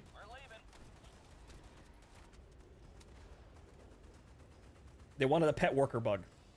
Good thing I'm not alive or I would have eaten it. But see, we're actually coming up with some very interesting ideas and seeing some very interesting fortification ideas. I no longer have any need or want whatsoever to play the Hunter, though, because that is totally fucking worthless. I was fucking around, but I didn't even get the Hawkeye. He is absolutely worthless. The Hunter is absolutely worthless and desperately needs to be rethought. That's, again, what I thought originally, and now seeing his literally only unique thing be totally worthless, yeah, he needs help. So, My advice to you, do not play the hunter until they come up with something to do with this. But like I said, like changes to the melee system may give him more utility. Like adding the boost dodge would be cool, because he's supposed to be based around maneuverability anyway. And having him be able to like melee and then boost dodge backwards really quickly may actually help with Bloodlust being useless to the point of being suicidal. Maybe. And then you could also do other things. But like there are other problems with Bloodlust in that as we saw, I'm actually fighting my teammates if I'm working with them, because I need to be able to, you know, kill the bug myself with a melee attack, and if they shoot the bug dead, I'm not getting my heals. Wow, team, what the fuck? There are some problems you can run into that, and then maybe that's not the best idea. It's interesting, but it's maybe not the best idea. But, let's see here. We've got gas grenades, the fabricator utility, the extended magazines, for the grenade launcher, by the way, they work for the grenade launcher. But I'm gonna take the carbine, because, haha, 90 round magazines, and also the Peacemaker to articulate some things further. So now I'm gonna play a class that's actually useful. But see what happens when I actually let other people play, make the bases there? I actually find that some people are coming up with some very interesting ideas. That was a little impractical and very costly, but, very interesting idea using the bunkers as basically like doors. Somewhat secure doors that are too small for bugs to fit through.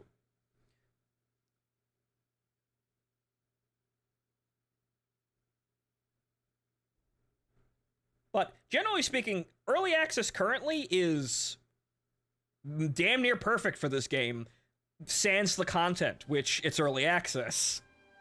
So really this game, like, the game itself is fine, aside from, like, making smaller adjustments and making certain things more sophisticated, but the base game on their own, they could do the War Thunder arc right now of just dumping content on top of the system as it is and not really change anything, and it would still function.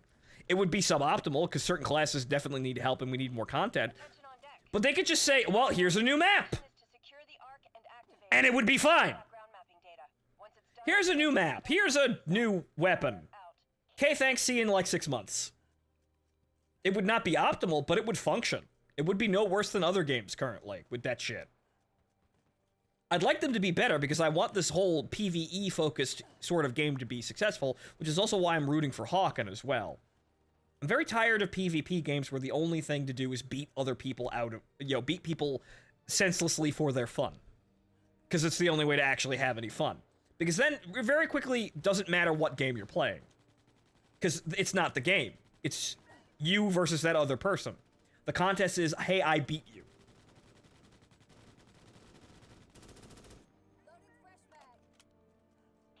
Brimstone 1, mobile headquarters location is established. Stand by for the Ark. ETA 1 minute. Brimstone 1, this is Vulture 1. Payload is loaded up and en route. Stay clear of the But there are ways you could take this if you were really trying, and I hope they're really trying. Alright, gentlemen. I hope everybody's having a good day. I'm going to try to help out with the order if that's okay. Vulture 1 is Ah! Payload is on the deck.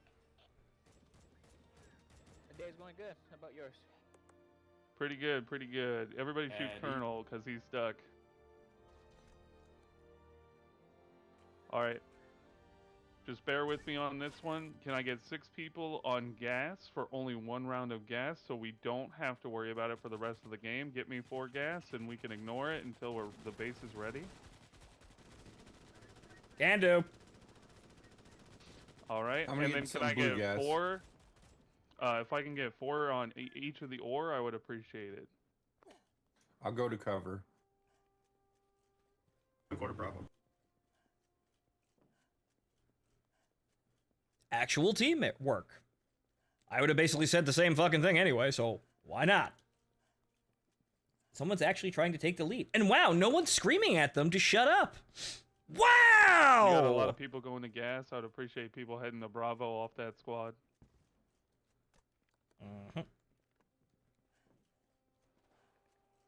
These guys sound pretty well put together. Well, it looks like that squad of theirs is a clan, it looks like. They have a bunch of people with the same fucking clan tag on. So it looks like they're actually trying to organize and play the game publicly, which is great. The hard mode players desperately need this. So yeah, I know what to do, and if someone's gonna actually sit there and organize it, fine, fantastic.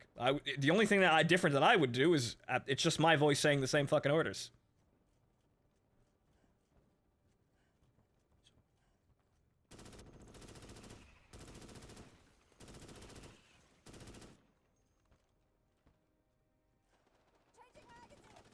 So in the end, we can all cooperate and gel together, and that means that they can make very interesting cooperative content. That's very difficult, but, you know, forces people to work the fuck together, rather than trying to beat beat fun out of each other, being the only way of doing things. We can do more complex things that require, cooperation and, just cooperation, honestly. We can do more complex, more bigger things.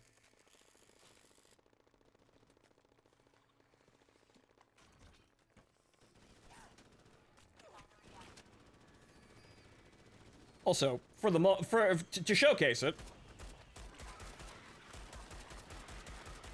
see how I bounced back? That's stagger. It's really not as useful as stun, but that's actually a game mechanic, and certain guns have more or less of stagger or stun. I'm gonna be moving back to base because we actually abandoned the base. There's nobody in base. I'll Oops. defend it. That's usually my. Again, I hope everybody's having a good morning, and let's definitely have a good game. That's usually what I do. You saw me sit in base, manage the resources, or try to make sure people are doing the right things. That's usually my job. I've left my one place because I wanted to run around a little bit. But no, maybe I should stay in that spot. Maybe that's my spot. Maybe that's my spot. Maybe we really need that spot.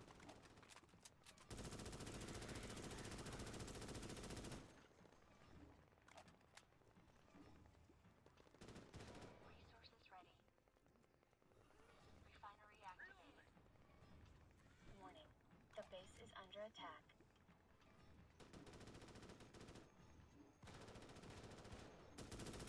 Okay, that's all for Alpha.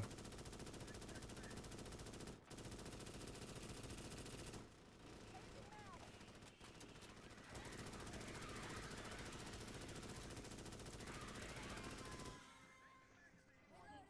The Ark is under attack. Resources ready. Large arachnid patrol Oh boy. detected in the field. Its destruction is Art? highly recommended. Can we please get another operator at Bravo or? Oh boy. Warning. Arachnid threat levels have increased. Oh no. After we get the ore from Alpha, if we can rotate over to the Extermination, I would appreciate it. Roger. Thank you, Snorlax. Warning. The base is under attack. Oh no. I really hope that We didn't have a blow up Grenadier everything. north to northwest.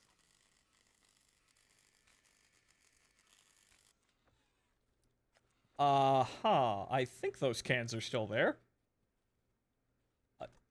You guys by Bravo, there's a Grenadier somewhere over there. Oh, never mind. Nope. It is northeast. I Pick see this it. shit up and get going. All right. What we got? One more to do? It completed, so I guess it canceled after it got destroyed. Interesting. I've never actually seen a full thing of gas actually break like that. We can get some bodies on that Extermination. We got mortars coming from it. Ha ha, Chem.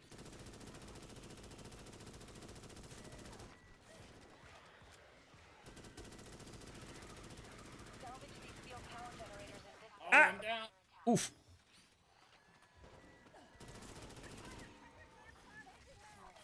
The base is under attack. Fucking gunner bugs, I swear to Christ. God, now I gotta find a way up. See, this is where normal gets kind of difficult. We kind of needed more people to help us out there. Can I actually even get up here? See, now I'm not playing the hunter, and I can't just casually jump over literally everything. There we go. Oh, god damn it! Warning. The base is under attack. Christ.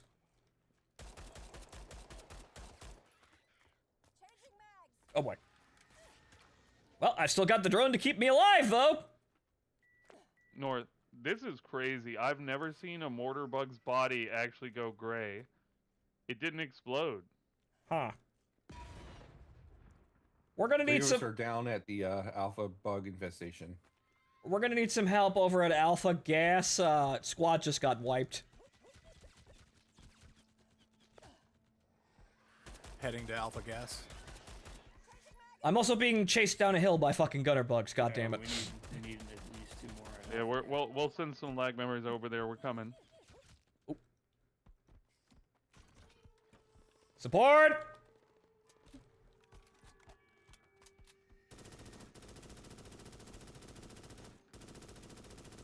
But see what happens when you don't have teammates, or you get into situations where your teammates all die? Fucking gutter bugs, I swear to Christ. These guys are the reason why I really, really want to take the Marita literally every time. I like the sniper rifle, the Hawkeye, every single fucking time. Oh my fucking god. 2 gunners, 2 gunners. Fucking die. Oh, thank God I'm saved. Oh god. Ah! Son of a bitch! Help!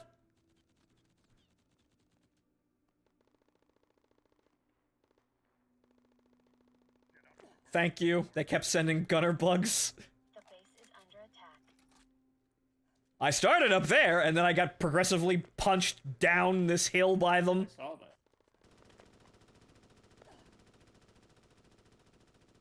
God damn. Fucking yeah, yep. They're All like right, don't go up there. gas and go. Don't go up there to exterminate. There's a lot of shooters. All right, I've got 1 canister on my back. What do we have left? All right, we can get out of here. Extermination is eliminated.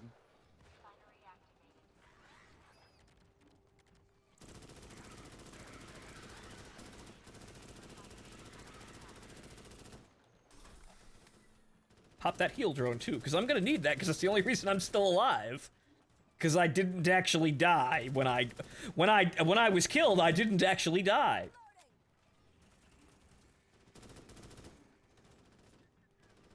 I can't wait till I get a sniper rifle for this hunter. Oh man, the sniper is so good. It is so good. I mean, I enjoy the carbine for All right. up close, but that sniper rifle for the shooters, oh. Oh man, dude, it's so nice. Hey, you, take this. I have it right now. It literally takes out like Spawning the on us, bigger I bugs guess. in like 3 shots.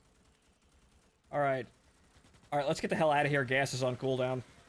And I highly recommend, by the way, if you don't know this, the grenade perk is the best perk in the game. Do we have all the gas? Yeah, I guys? have that on my operator. Really? It felt like it was Oh, yeah, bugged when when it- I had it equipped. It takes the grenade from 2 minutes to 30 The seconds. base is under attack. One of the gas fell all the way down the Head cliff. back to alpha. If we can get Huh. some people on the grenades, Enemy I'm erosion heading to the control detected. exterminate. Eliminate it. Did it- oh. Arachnid threat level in your area. Again? Damn. We'll get it later. All right, I like Alpha. to keep it at level 1. Oh, go ahead. What's up? Alpha what? Alpha gas is on cooldown. We're coming back. We've got 3 cans. One of them rolled down the hill. We've got nobody to go down and get it. Yeah, you can't get that. Once it goes down the hill, you can't get it. You'll die down there. Yeah, it's off the map. Oh, one of my members died down there apparently. All right, well, we're coming back. Ooh. Well, I'll head to alpha then, alpha infestation. Keep going, dude. Keep going. I'll get him. Watch out for 3 warrior bugs when you come out the first gate there. Warning. The base is under attack. We're good.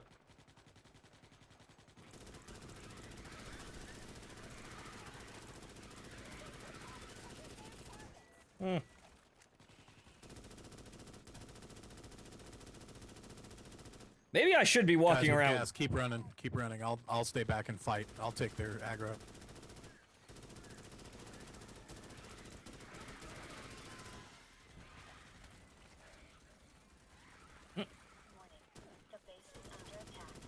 Reloading, guys. I don't think the aggro mechanics actually function like that, but good luck, sir. Alright, let's move.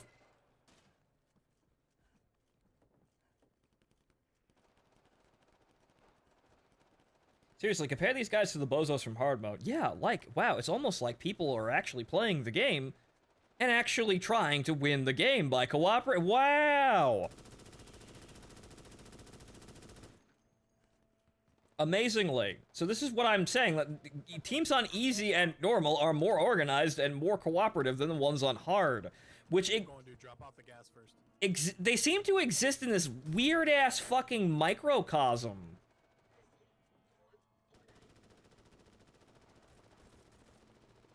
I don't know what it is. It feels like it's just a, they didn't come from playing easy or normal. Oh wait, no, arc, right? Whoops. I'm used to only carrying fucking minerals if I actually have to. But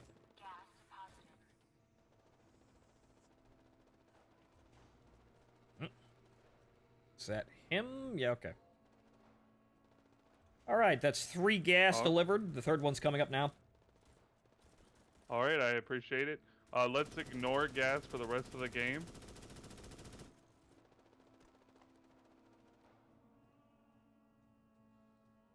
Okay. Well. Is Bravo on cooldown?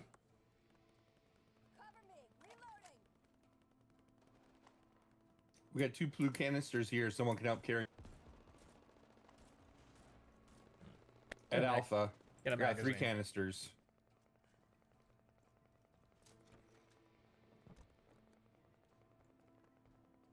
Okay, Blue Bravo appears to be off cooldown. I'm gonna go out there. Can I get a squad Coming, in? Bravo. Dude, Max, I got you right at 0 seconds. That was awesome.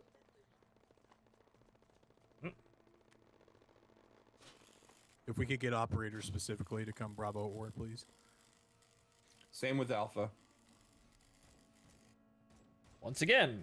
Yep, like I said, let's focus on ore until we feel like we're golden. Wild's building the base. Whenever he says the base is a go, we can get the 4 remaining gas.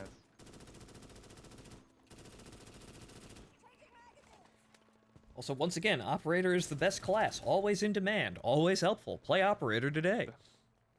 Would you like to know more? That's I would actually like the to first know class more. I ran up.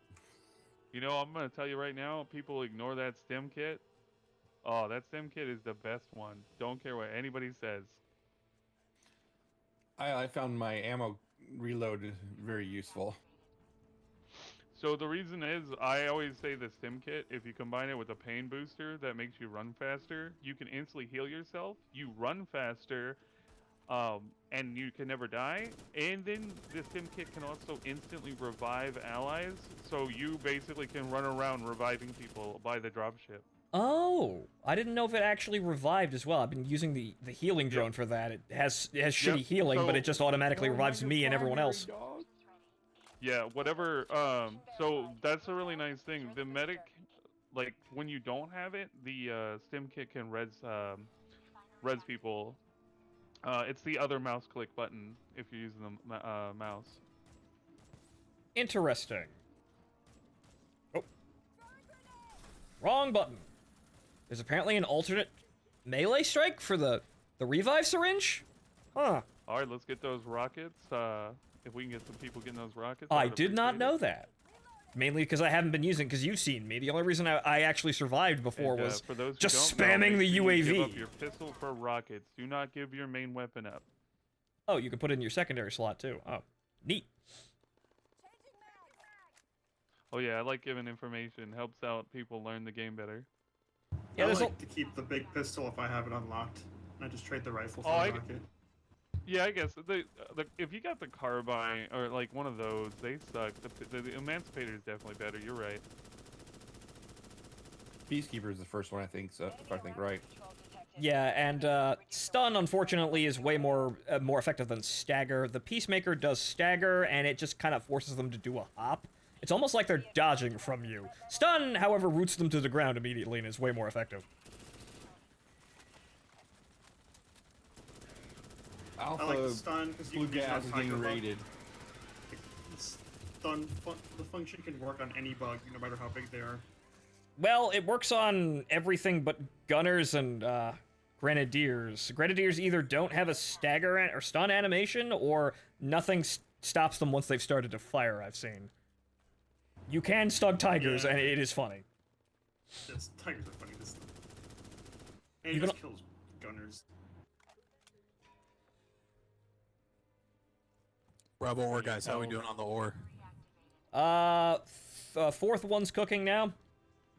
Dope, thank Give you. me that. Hey, there's 2 rockets on ping right here. Heading to the extermination. Gunner. Let's take that out. Can I get a sharpshooter on him, please? Okay, oars up. Rockets picked up. Hey, we gotta go to this eliminate. I need a medic, by the way. Hey, make sure we don't Reloading. block the gates. Don't build. Okay, good. Bravo's on cooldown, ready to leave. Okay, Bravo ore guys, you ready to go? Ooh, ow. Oof! Ow! Heck yeah, Dan, we got this. I was about to say yes, but then those guys crept up behind me. Let's get the fuck out of here. All good, homie. Let's go.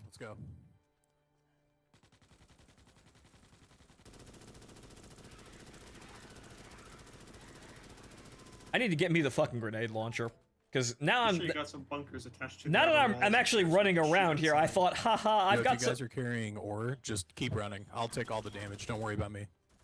Assuming they actually lock onto him, but God bless him.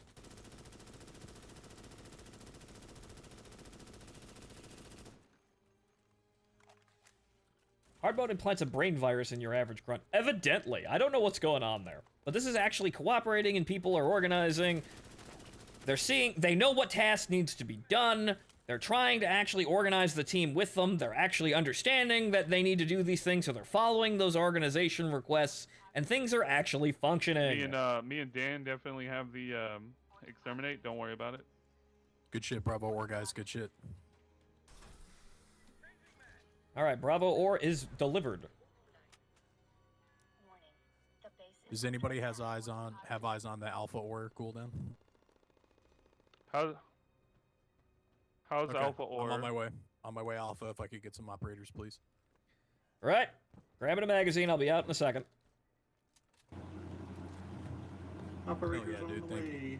Or where the fuck is... Ah, right.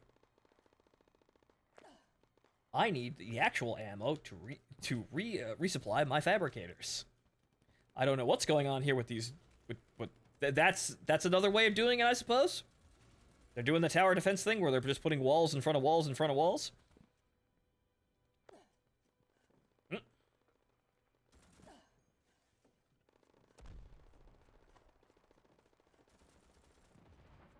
But this is how the game should function. People have understood how the general flow is, and people are even now sharing the little tidbits of information that are not immediately obvious to anyone. I didn't know you can actually put the rocket launcher in your pistol slot. I never thought to try. That means I could have the grenade launcher and the rocket launcher at the same time as the operator. That's kind of horrifying. But this is what you get with a cooperative game, where, in such, everyone succeeding means that everyone succeeds. You succeed, and the team For ammo, does. dude. Thank you. Watch out, A-Gas. You about to get raided.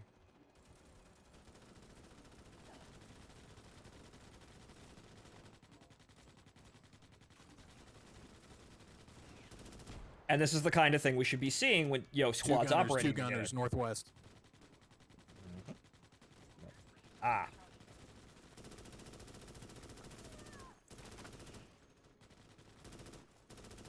I suppose, yeah, the Hawkeye would be very interesting. Good shit, guys.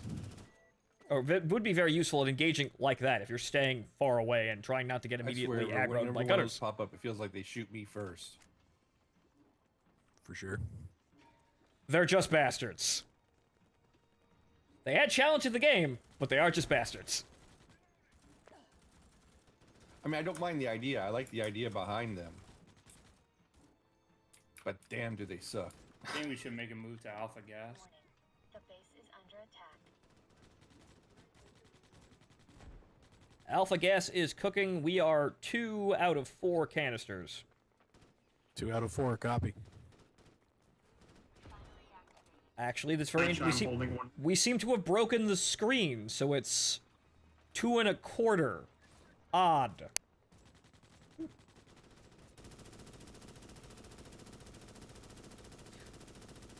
We seem to have broken the animation, so it's like over what? Nope, fixed it. Okay, no, you see what the fuck? That's an interesting bug. That is very strange. That is a bug of the other variety. We broke the screen animation. Bravo ore is now up. Let's get a bunch of people over to Bravo ore because the infestation Spawning camp on is us, Alpha, top of spawning. Bravo ore.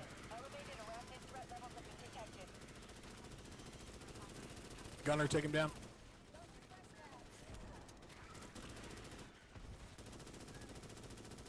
But this is what you need to do at harder difficulties. We need to be cooperating, we need to be coordinating, hey, there's enemies over there, and multiple people need to be firing at them in order to suppress them.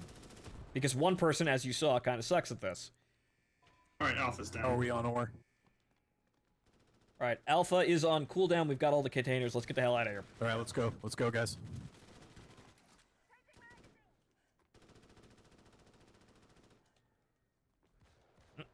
I'm heading to Extermination if we can get some people over here. I will join you once I reload. A resource cache has been uncovered near your location.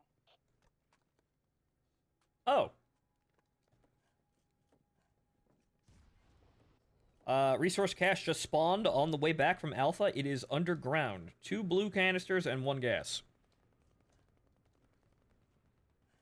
I got one of the gas. Ores. Let's go ahead and grab both gas. We should be good on that.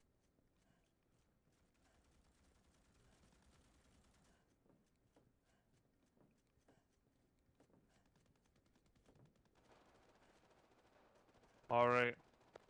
Actually, let's turn around. Forget the extermination camp. Forget the extermination camp. Let's get gas. I just got told the base is good to go. So let's turn around and get gas, everybody. You don't need to kill the extermination because it's going to go to level 5 as soon as we get the gas. Well, I'm gonna take out the bombardier at least. Why do we have... You never mind. Turn around. Turn back around. Bombardier. Yep. You're right. You're right. Good call, brother. Okay, we have 8 turrets somehow. How do we have 8 turrets? Well, I guess since we're here, let's just take it out anyways. Otherwise, there goes a wall each shot.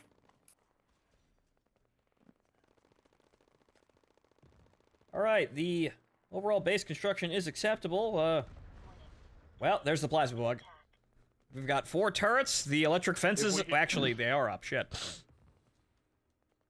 If we can get some people to the extra extract, we need 2 from there. And then if I can get some people to go to gas so we can get that started.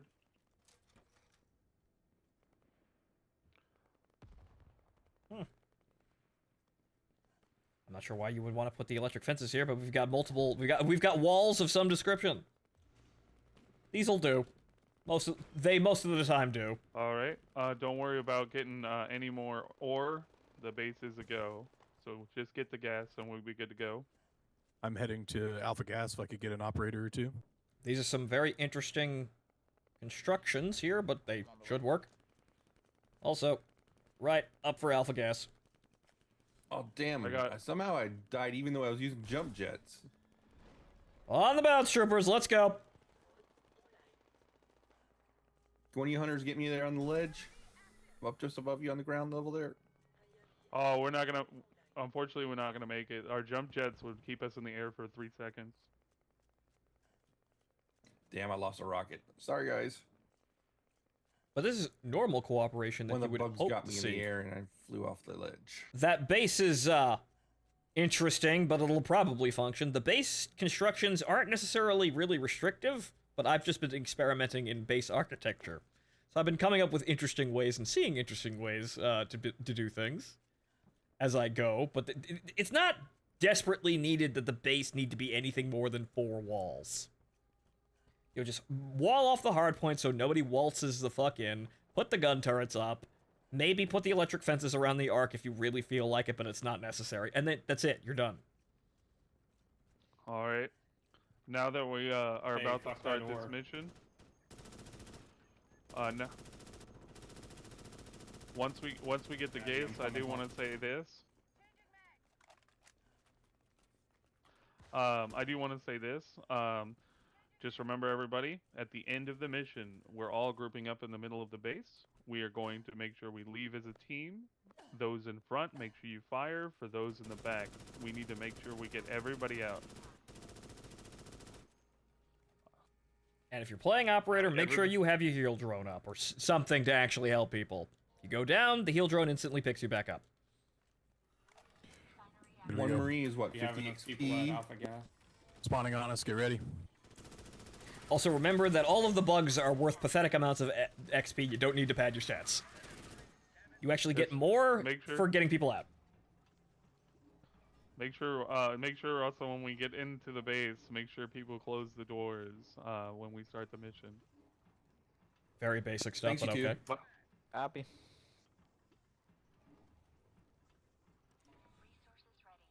All right, one can.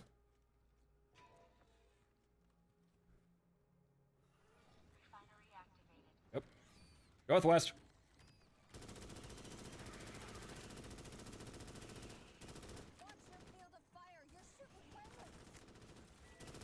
See, the funny thing is, The other door. we have friendly fire callouts and whatnot, but again, friendly fire is Hey, Ben, absolutely are you gonna like stand in this stay in this ineffective, location? which is probably fine the way it is.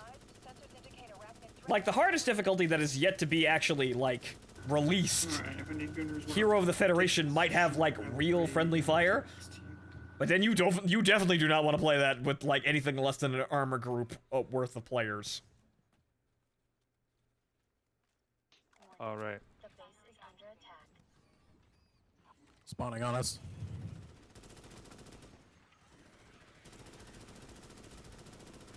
Yeah, let's not make the base cluttered.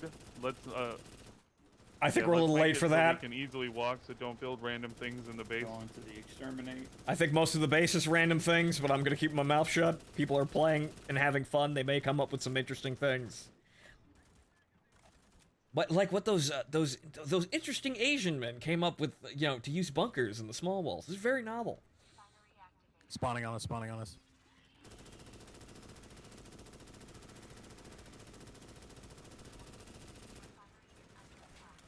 I don't I'll really stand want on to interrupt northwest people wall. in their I chaos. don't have a rocket, but I mean, Most I'll do base- as much damage as I can. Most base structures, your base build types actually and work. Also, I do want to mention. But I'll let other people do the just so you experimenting know, for me. Leg does have a Discord with 100+ players on it. If anybody wants to join, we do have 16-player matches, but you don't have to wear the lag tag. All right, last can's up. Somebody grab it.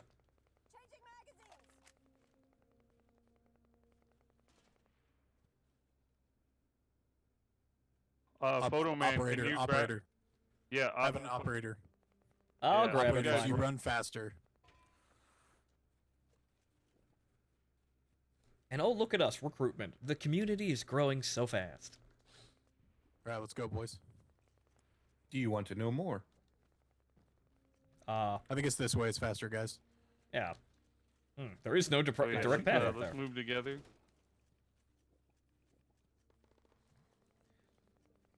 I need a couple more people once you get that gas going on the northwest side.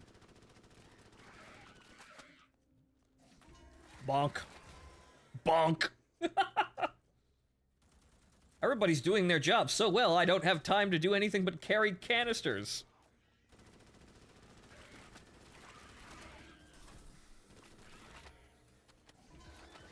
Bonk. I'm doing my part. Bonk. Remember the game? There was a game that called Firefall that was similar to this. Groups of people were mining resources while defending equipment from hordes of bugs. Signal booster location verified. Move out and secure the booster. I think I've heard of it. Rockets. It's kind of like Section 8, right? Because I actually looked into that and remembered how I awful put some ammo down. I put some Section ammo 8 was down, kind of a if anybody needs terrible it. game, but it, you know, jump pack troopers, they, you know, drop into planet, get ore, kill bug, It's a system that really, it's a very simple system that works. We establish an economy and then we defend it for our own benefit. Unfortunately, most games are not cooperative, so this kind of system in a PvP environment gets really complicated very quickly, and most people don't like the objective play anyway. They're just here to fucking kill people. So they very rarely step up to the plate for complex objectives like this. Once again, the benefits of actually having a co-op experience. Everyone is innately trying to help each other because by doing that we win, and on top of that, because we're doing that, we can handle more and more complex objectives. They're interesting because we get to do things that we don't normally get to do because every game has to be styled around everybody killing each other.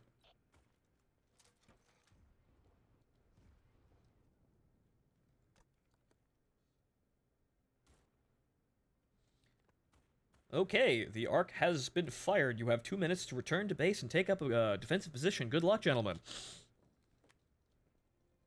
Yes, sir.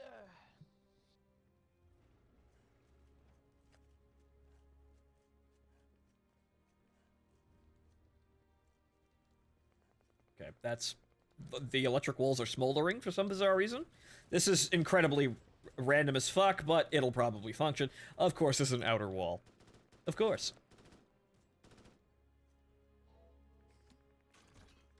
Thank you for ammo. Oh, no problem. Oh, someone else is putting some down there too. Okay.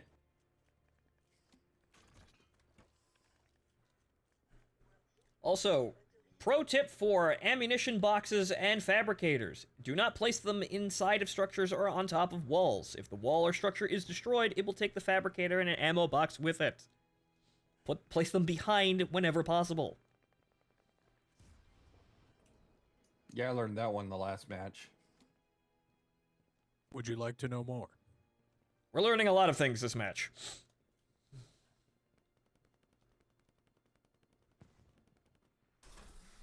All right, gentlemen. If we can all get a wall, looks like we need more people at the south wall. A couple more at northwest, just because of the rush that we usually get.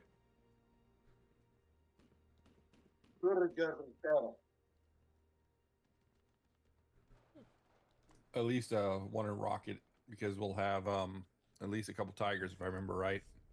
Yeah, they really like the west wall. They just pick one singular line. All right, do make sure we call out mortar bugs and every big bug for the rocket launcher team.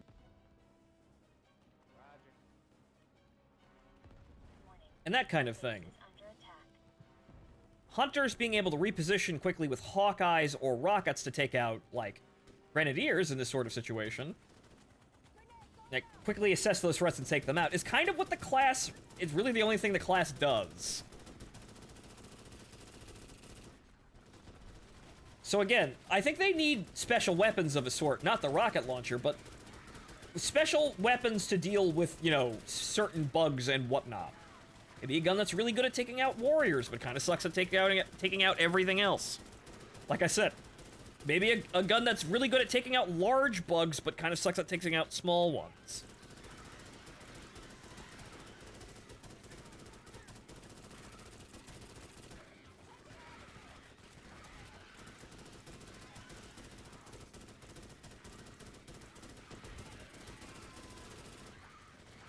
And as you can see, man, do you have bottomless ammo reserves with something like the carbine and, the extended mags. You don't even need the additional mags.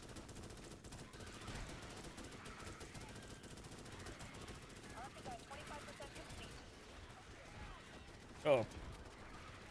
West walls are about to have a breach.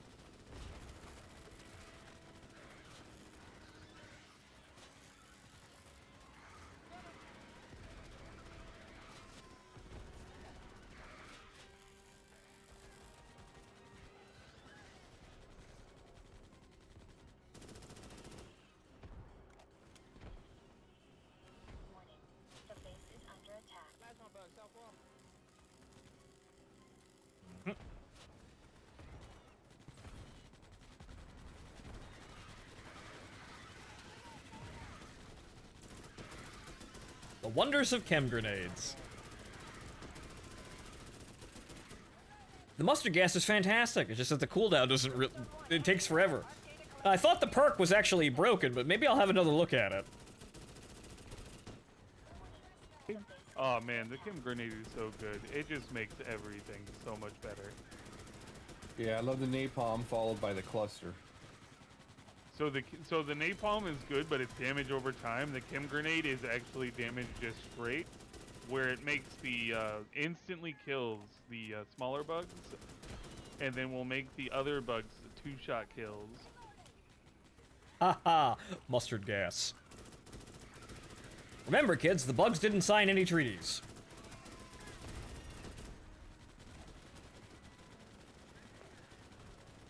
Make sure we close the gates. Don't open the gates. It would We appear have a that controller bug in the base. He opened the it would gates. appear that we have some groups doing fact-finding missions to figure this game out. See how they would Good. implement something like that.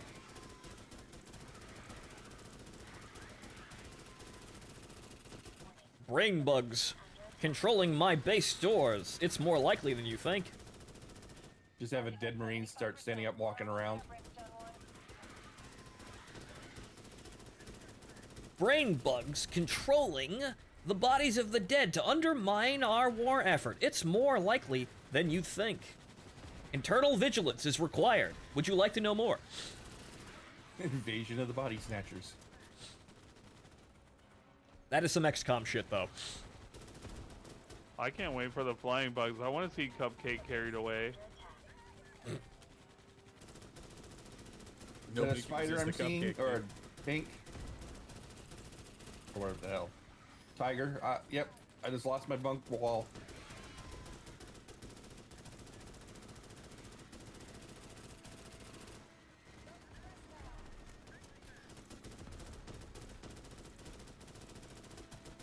I think someone set the tiger on. And there you go, fire. guys. Hey, look. Horrifying bug monsters reanimating the dead? Wait a minute. I could use this for a Necronica campaign. All right, guys. Let's everybody retreat to the middle Aha, of the base. hee hee, Retreat ho to ho. the middle of the base. Rearm. We're about to extract. All right. Fall back! Good job, troopers. We are reading the arc and completed. As a reminder, we're gonna move together as a group. Make sure that we give cover fire. Give cover fire for those behind you. If you feel safe, make sure you turn around because there's someone who is not safe.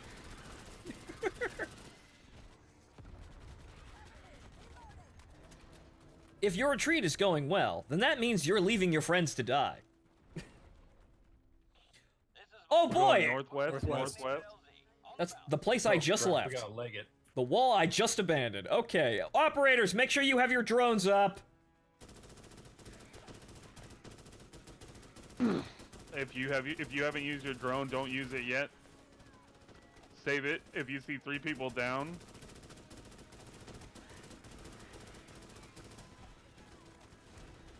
All right. Again, let's make it to the other side of the ridge. Turn around. We make operators be prepared to pick anybody up. We're not leaving anybody behind. We have a soldier down behind us. There's a hunter down. I can't get to him. Oof. Can I get some operators to pick these people up?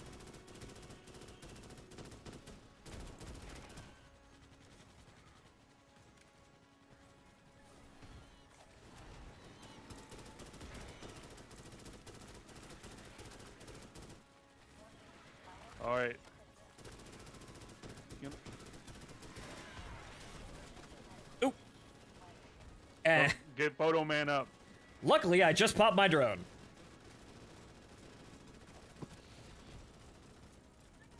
All right, guys, let's not lag behind too far. We still have 200 meters of sprint. Let's go. Yeah. Photoman, I do hope you join our server. You said lag. Sir, I run my own operation. By the way, you're all on camera. Say hi. Hello, that's awesome. Like I said, you don't have to join If you don't want to, that's fine. I was just letting you know. It'd be cool to have the operations work together. Well, thanks for the offer. However, you guys are providing a very good visual evidence sort of example to how well this game is coming together as a co-op game. This is contrasting playing on hard, which don't. That's my advice. Don't. Actually, what's really nice in in our Discord, we play on veteran, but we have like 12+ teams go into veteran only on only when we have 12 or more. That would be the only way to play it, because pub matches on hard are filled with very, very special people who seem to have walked into the game and immediately selected the hard difficulty without doing anything more than that. It's really kind of amazing. All right, let's get to the ship. 12 seconds. 12 Let's seconds. go. Let's go. All right, that's everyone. I can actually say I had a lot of fun in that match. Thanks, guys. No worries. And like I said, anybody who wants to join, just look up LAG with dots in the middle of them. Hey, look, a clan thought I was cool enough and tried to actually recruit me. Wow! What was that Discord called? You don't look up in Discord. You look up on Steam, and when you look up on Steam, you can add any of us to the thing. You look up LAG, but with a period between each letter.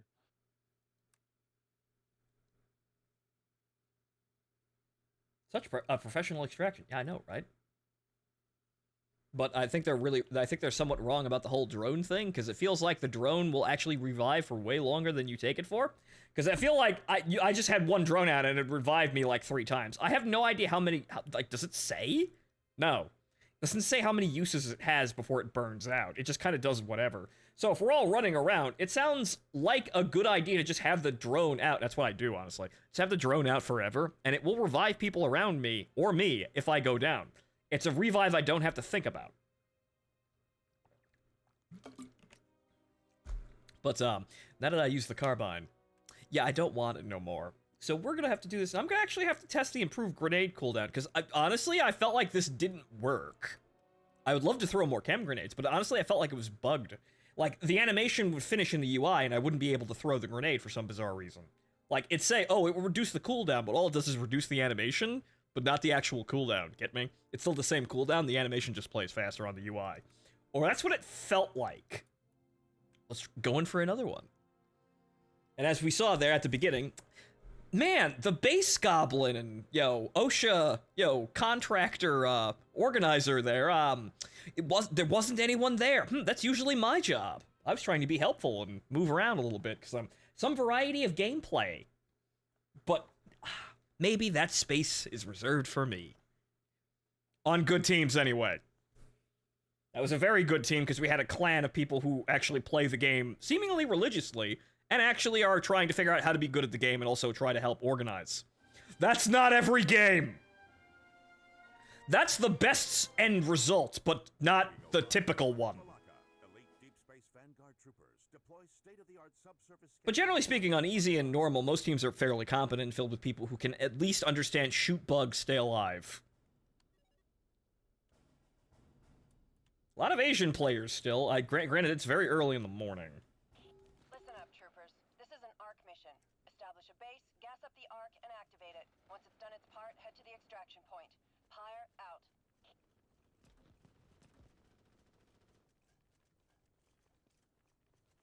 But good to see that we have communities of people forming to actually play this game and play it well. Wow! See? Good things come from this, generally passively, because it's a co-op game. We all have to compete. Well, together. We all have to cooperate and compete together. So that means that your teammates knowing what the fuck to do is of key importance and also to your benefit. The smarter everyone is, the better games everyone has. Which you really can't say for PvP games. Though most people aren't really trying to educate a whole shitload of people. Mainly because who the fuck has the time for that? And also, if you educate more people, then your job just gets harder. Right? Right? If you educate people on how to be better players, then you just have harder fights. Some people still do it, but not everybody. Here, it's like it's a natural thing to want to do, and also has no downsides.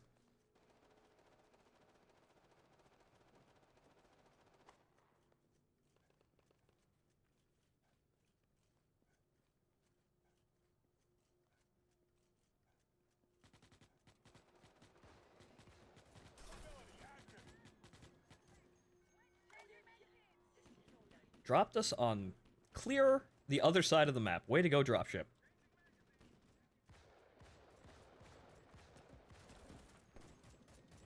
Tell you, fleet always likes to fuck us.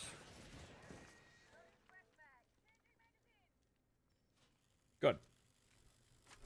Brimstone 1, mobile headquarters location is established. Stand by for the ARC. ETA 1 minute. Loaded up with the payload. Vulture 1 on the way. Clear the drop zone. Let's go over.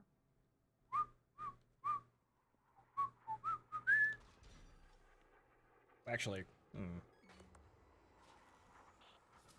has been delivered. Well, we don't- Brimstone 1 have the ARC. Vulture 1 returning to base. I forgot about the door, but we don't have enough money for the door. Well, actually, we do, but it won't be... Huh? There we go.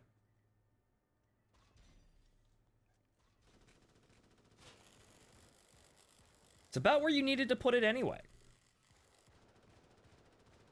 Okay, so...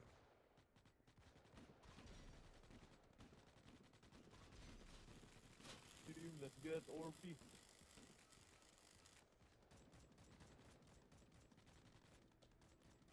Now for my own construction idiosyncrasies.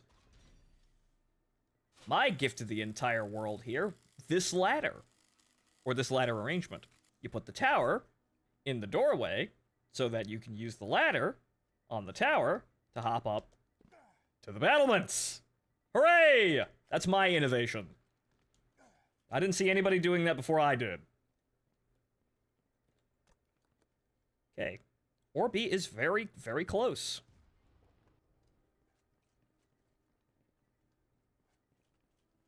Good. No real need for any major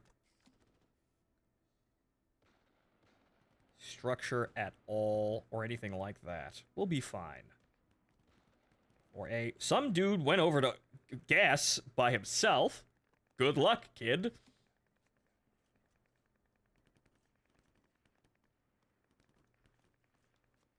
And there's that. We have... Still need more... We need way more ore to wall off the base. Focus on that for right now. Since the blue ore is so fucking close. Ah, yes, this wall. My favorite wall. Why? Because I did most of my experiments on this wall.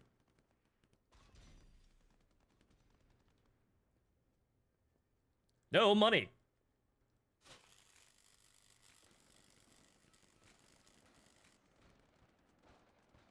All right, keep bringing in that ore. The base is about halfway done.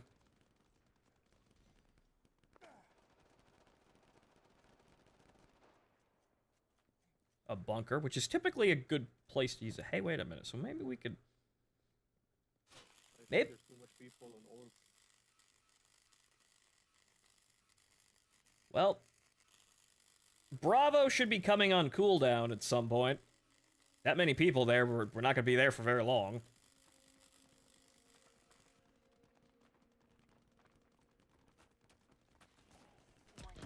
The base is under attack.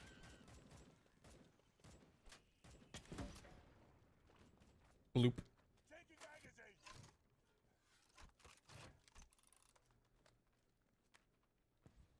So also, yeah, so...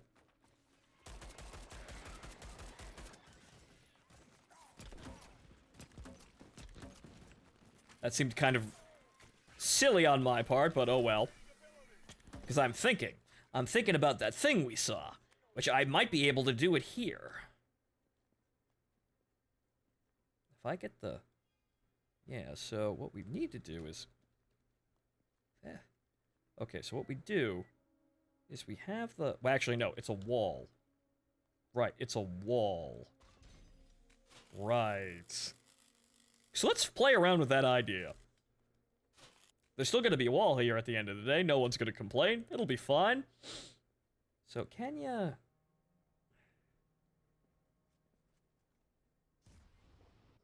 Kind of? So you would go this way, because we want to build it that way. So we want to go this way, and then we want to build a bunker here. Right, so we want to go this way. I suppose I want to flip that around for it to be a trench too, but we'll worry about that in a bit. Want to go that way.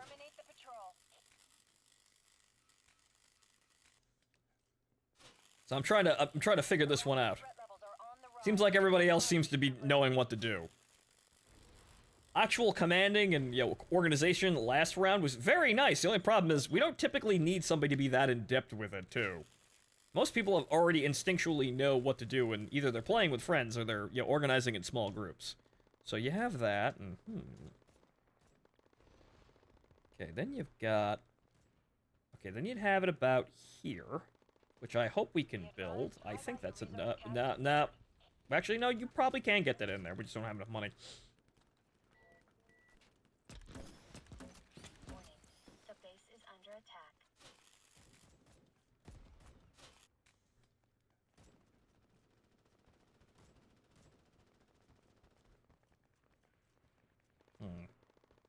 So again, yeah, that's ingenious. I'm amazed, and I want to see what we can do with this. So hopefully I can build this bunker here. We just need that ore delivery to come in. We can. Like to put it down. Warning. The base is under attack. Let me put it down. Okay, you know what?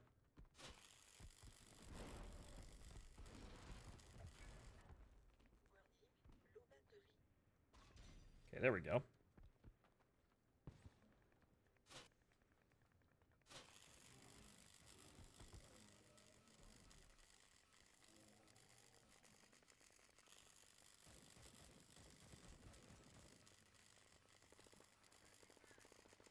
Warning. The base is under attack. Okay, so this should be the same space as the wall. Yes, good. Good. The build system is kind of weird like that. Good. And you might be thinking, well, Phonto, how are we supposed to get onto the battlements if there's no ramp here? There's also another way of doing that. Well, we could go up there, too. You can hop down. But you could also utilize my wonderful tower strategy.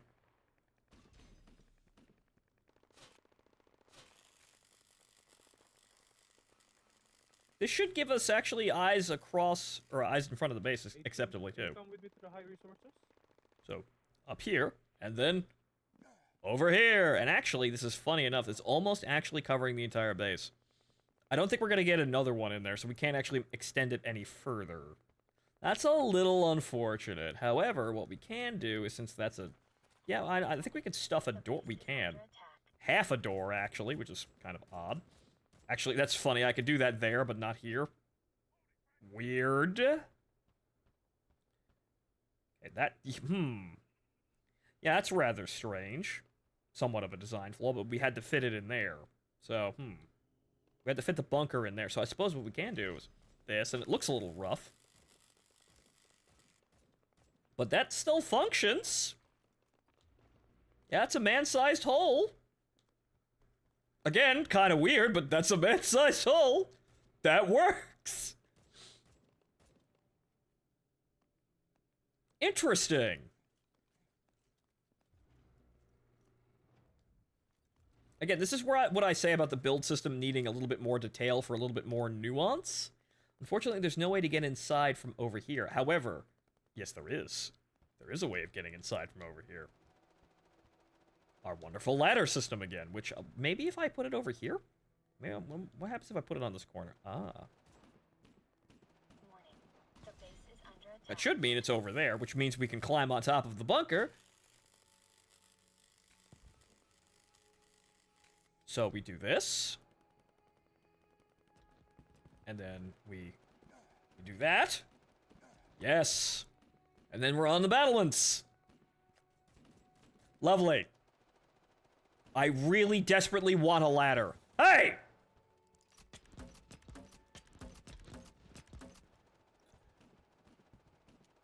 Fucker. Now, I did say don't put these up here, but this is kind of... It's a little difficult to actually get up here. And we have 3 of them, and I have them in positions where I can actually sit here.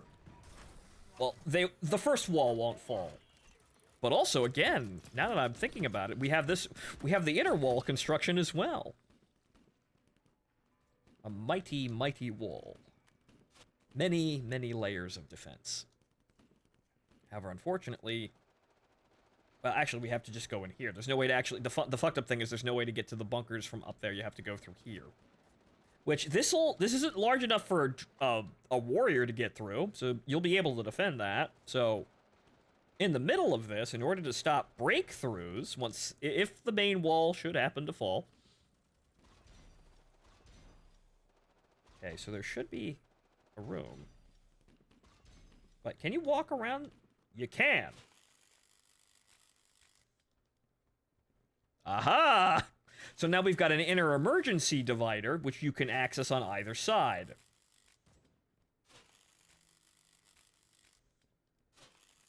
Again, genius. These trenches we're building, they're beautiful.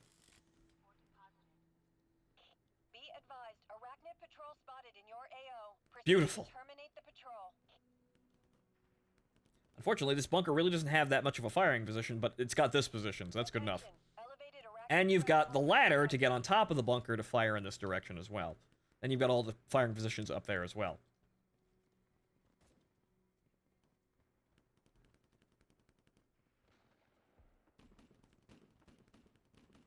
Warning.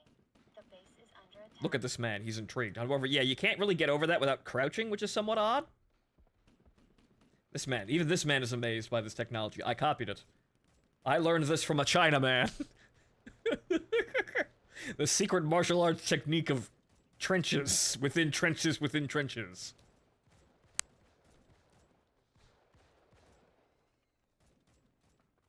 It's all very interesting, riveting stuff. Warning. The base is And under attack. it is fun, even with the game being this simplistic. Like, yeah, with the build system being this basic, it is very fun. There's still a gaping hole over there. It is still fun to kind of play around with it. It's very fun to build a fort to, fight bugs. That in itself is also another very basic concept that really just works out.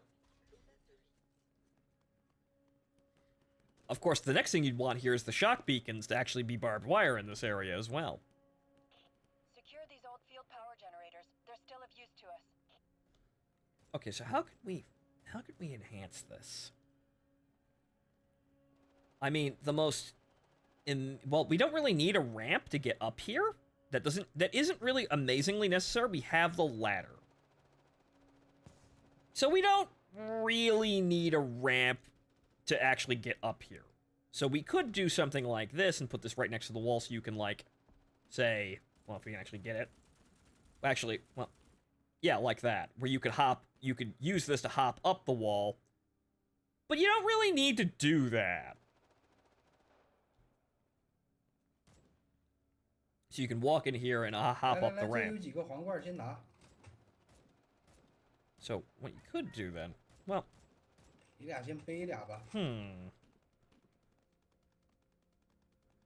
well, I suppose what you could do is you could incorporate my style of building a wall here, though we actually need to wall off this part before I start fucking with this.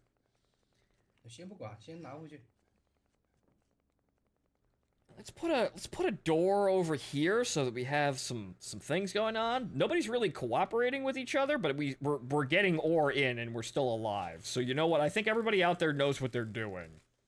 So there isn't any grandiose control over the game, but it looks like these players are competent enough to be able to figure out what they're supposed to do on their own. This is a rather simple, it just works wall. See the bug war rages on. Yes, and I've learned some very interesting things about bug trench construction. Okay, so if we then thus decided... Well, you wouldn't be able to go anywhere. This would have to end the wall.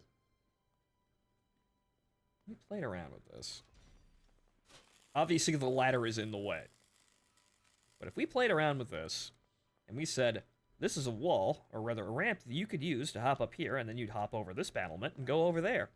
That's a quicker way to get up. Well, actually about the same, honestly. You just go up the ladder or this.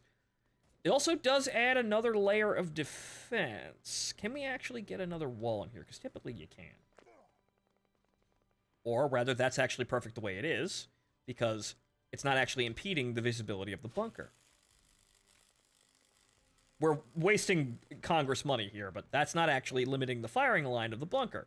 And that actually seals this wall corner. So that's totally sealed, and nobody's getting through it, but you can still hop over here. I suppose you could still utilize the ladder, and you could still walk underneath the ladder. It doesn't actually do anything. So you could use the tower, or you could simply vault over here. And this tower has a and then you can also come over here to that actually makes that easily accessible, or more easily than normal. And you can see that yes, that guy's doing some very interesting things down there, but God bless him, I'm doing some very interesting things up here. That this is a perfectly fine firing position. The only thing you can't see is immediately right underneath the wall, but you can also have people down there looking for that. So that's a perfectly serviceable firing position. Now what you can do over here, I suppose, to have this entire system all self-contained, nice and happy, is you have a wall there which seals off this entire area. So with this closed, there's no direct access into the inner workings of this entire little thing I've created. Aside from that side, I suppose. But you still have to go out through the outside wall. So, in here, and then you can either go up the ramp and onto the battlements, or into this bunker, which is a fighting position on this corner. A very interesting wall. That will not last 5 seconds, but it's a delaying tactic. And then we come to here, which is the outermost wall, and then you have this divider here, but you walk over here, and come out over here, and you can actually come out into fighting positions that this guy is actually set up, which are kind of basic, but they are there. Or stand in this corner, and then rain hell down on these guys, and also have, well, firing positions that are less vital, but at least you'll be able to see everything, right? Enemy arachnid patrol detected. Eliminate it to reduce You can see the insides of the base and have a good look at what's going on, if any walls need any help, things like that.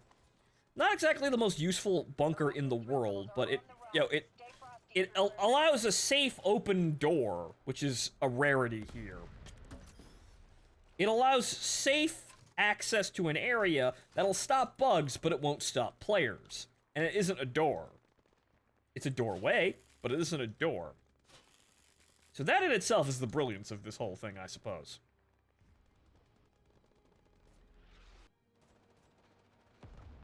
We're being shelled.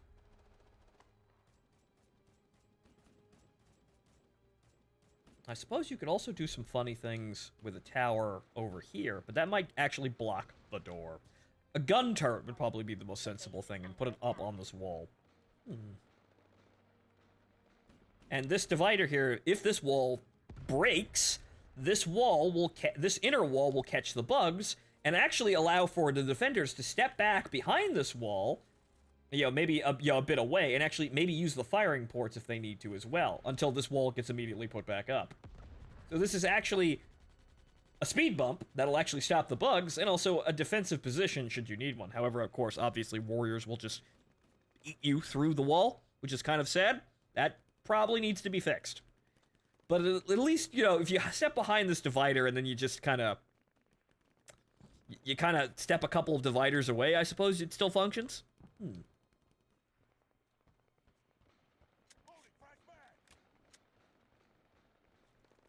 Why are these here and not in the machine? Actually, I can grab both of them. What's going on out there? Actually, well, these guys are Asian anyway, so you know what? They wouldn't be able to speak... They wouldn't really understand me most likely anyway. But they seem to know what they're doing, so I'll leave them as autonomous corps. Again, I don't think we need any, major, organization here. Like, yeah, sure, they could get more gas here, but we're just getting more money. And I'm sitting here building my bases here, spending lots and lots of Congress's money on my amazing building projects. The Trench of Babel. Okay, so, well, actually, come over here. Then hop up here as we need to get up to the battlements. I suppose the best position would be front line and center then.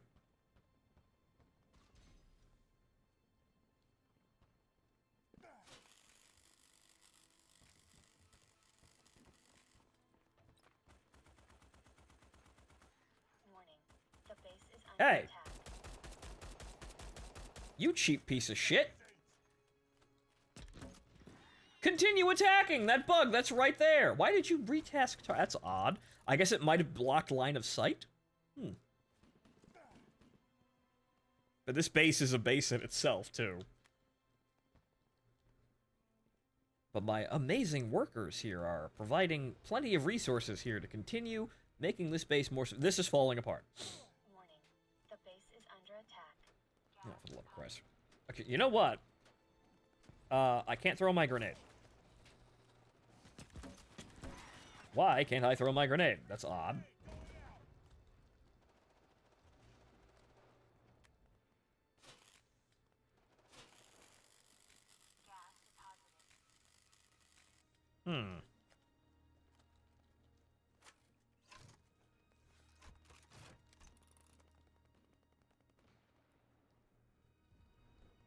Again, I would just like a ladder that I could place, like, this high. Really? Just to get up, scale up to this level and walk forward. So it wouldn't even need this angle or anything like that. It would just be to scale up this and immediately keep walking. Like, imagine the top of this tower, but about half the size, right? You do that, and then immediately you just go forward onto wherever you're fucking standing. Just that, please. I'd like that. That'd be lovely. A ladder. Okay, so what else can we do here? What do we have, really, that can enhance this? Aside from, again, placing small walls there like they're fucking barbed wire fences. But shock beacons are very good for that, but we don't have those. It's very sad. I need fabricators instead of shock beacons. Somebody else can take that. If you're operating with a team, have somebody take the shock beacons to act as barbed wire as you'll make your defensive lines. Dear God, multiple operators defending one wall and actually being responsible for constructing the whole thing. It's like fucking Junkyard Wars, but it's the military.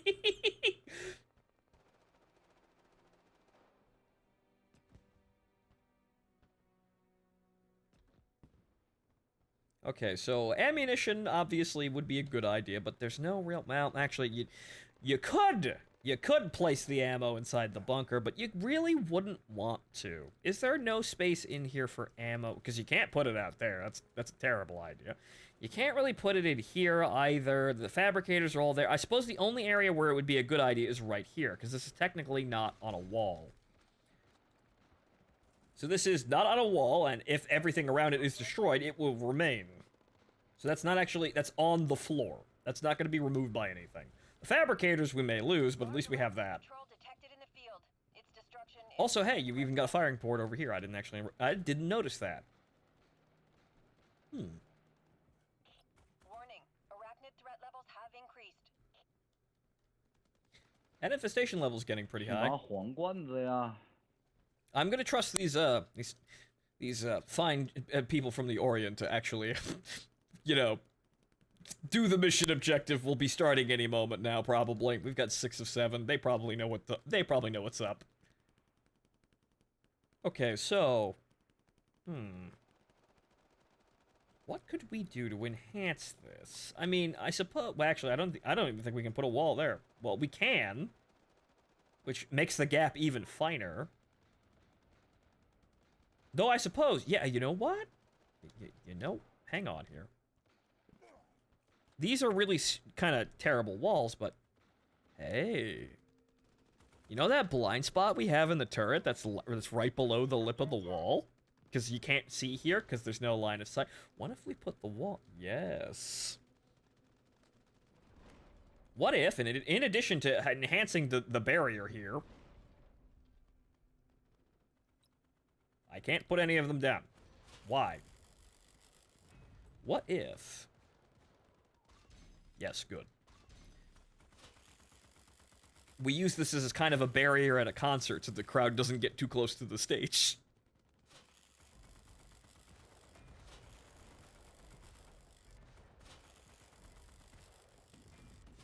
Now, in addition to that, you would probably also want, because this is somewhat inefficient in this entire wall strategy, I will explain. And I think there's enough space, even if you block this off, in order to... Well, there's no space over there. That's a little bit of a design flaw. There's space here. The base is under attack. But I suppose that's really all you need anyway. And then again, we might have a problem where someone gets a little close. Like, right, we need somebody to run through this and sprint into this line. And there's no way to get to it aside from that one corner over there. That might be trapped. So you know what? We might want to get rid of this one. That's the least vital one, I think. So. Warning. The base is under attack. These being sideways gives me an idea. Because I know how the bug thinks. The bug is smart, but also incredibly fucking stupid. What if we... Because there's the idea of spacing these out here, kind of like, you know, with a bit of a gap. Because the bugs will walk into them regardless of the gap size, so it's not really that big of a deal. What if we place them sideways, like that? Because that wouldn't block a line of fire that much. But what if we place these somewhat spread out? But again, sideways. Ooh. So they'd obviously walk forward and go, The base is under attack. and then try to eat the wall while being completely exposed. Or they'd walk near the wall and go, wall, nom nom, because they do that. Under attack.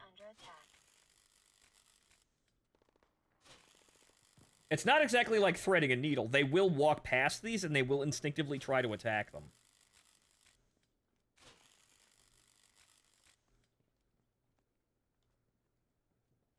So, in addition to the concert divider here for the soundstage here,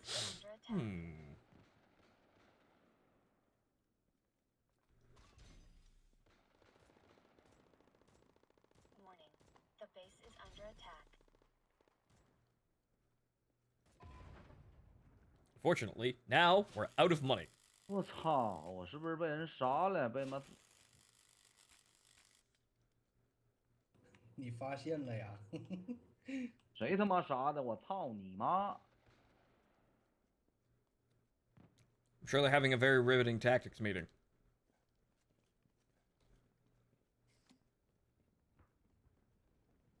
都手夹的这几个吧，操你妈哪个？ See, in addition to this, I just kind of want to defend these bases for more long-term, engagements. Because I built this. This is my home now. I could probably space those out a little bit better. Aha! 我都想知道谁他妈杀的，我不管他妈的交不。 It works! You saw that. He was compelled to chew on the wall. Also, plasma bug. Ow. My beautiful wall. Well, here we go. This is... Well, there's 4 turrets. 操你妈！谁在家我杀？ I don't know about that wall, but there's 4 turrets. Here we go, kids. And now the test. We probably would have wanted to take out that grenadier. That's 3 grenadiers. There are 3 grenadiers over there. Oh no. Well, I guess I will not be completing this construction anytime soon. Well, what a shame. Wait, actually, no, there's some more. Hooray. So that's... 操他妈！谁交蓝罐我杀谁。 Over there. Fantastic. We want to save all of this for ammo now, so let's stop fucking around. But let's see how this entire system handles. Because we are funneling everybody directly into the front of the space. This wall isn't actually... The door isn't actually in a wall. Rather, or like, near an opening. So it's just this side. This is just part of a wall. A little late for that.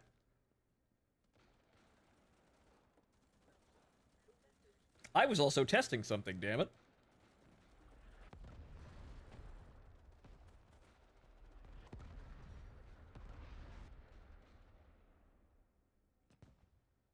Blitzkrieg, I understand your enthusiasm, however, you're missing the point.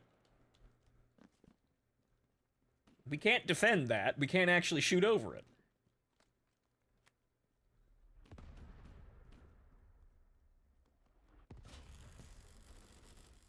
This is just gonna waste, this is just resources. You might as well just use this for ammo. You can't shoot over this wall, therefore it's indefensible.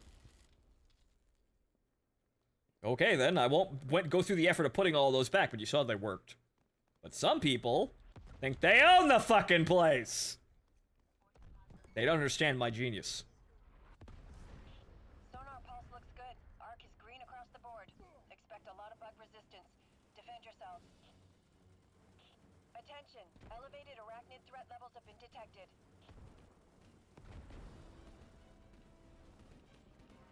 But then again, this really isn't my genius. I stole this idea from somebody. And this guy desperately wants to be a hunter, I suppose.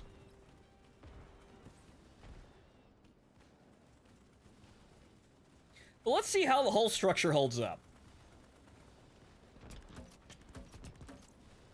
Again, I would have loved to have all those barriers there and then huck a fucking gas grenade down there. See, even the two that are here are even still working. Imagine if I still had all of them. Also, I think Blitzkrieg got exploded. Genius yeah, that must be Blitzkrieg. He got knocked off the wall by something, probably a plasma bug. And that wall has immediately fallen. Well, it wasn't my wall, says the man who spent an inordinate amount of money on this one wall. This one wall does get a lot of action, though, so at least there's that. Oh, also, hey. Hey!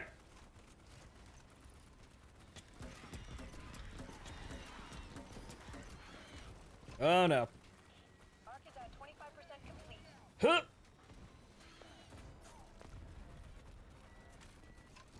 Get up, you fool! Ow! My drone is fine, though.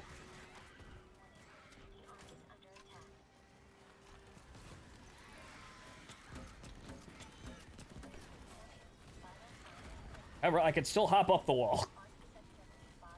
Oh, dear lord. Wow, they're so bad at containing a breach that they... Wow, okay. Well, the divider held. Oops, but the divider held. Good.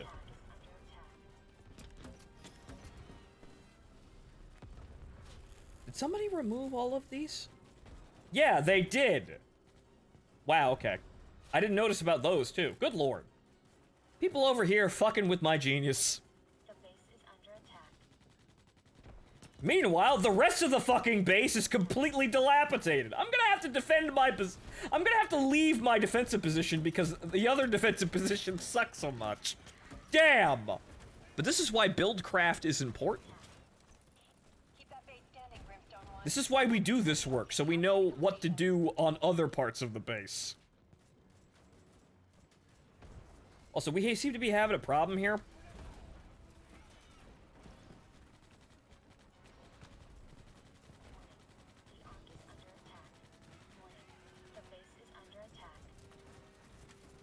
Uh-oh. You fool! My labyrinthine construction, though, saved the day. Also, that's the bunker. But this defensive position still works even without that bunker. The hole's kind of small.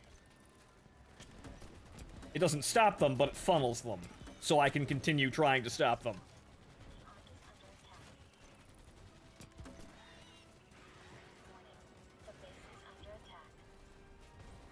I'd like to... No, you fucking idiot.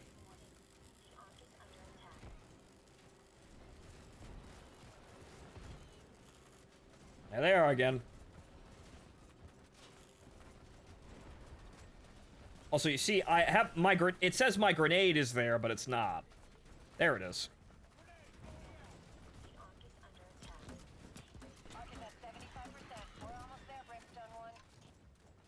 Oh. Oh, goodness. Oh, well, that's the rest of the base falling apart. God damn it. I can only defend my fort. Well, while I was busy dealing with this whole shit, the base is, the whole thing's collapsed. However, it fell kind of gracefully.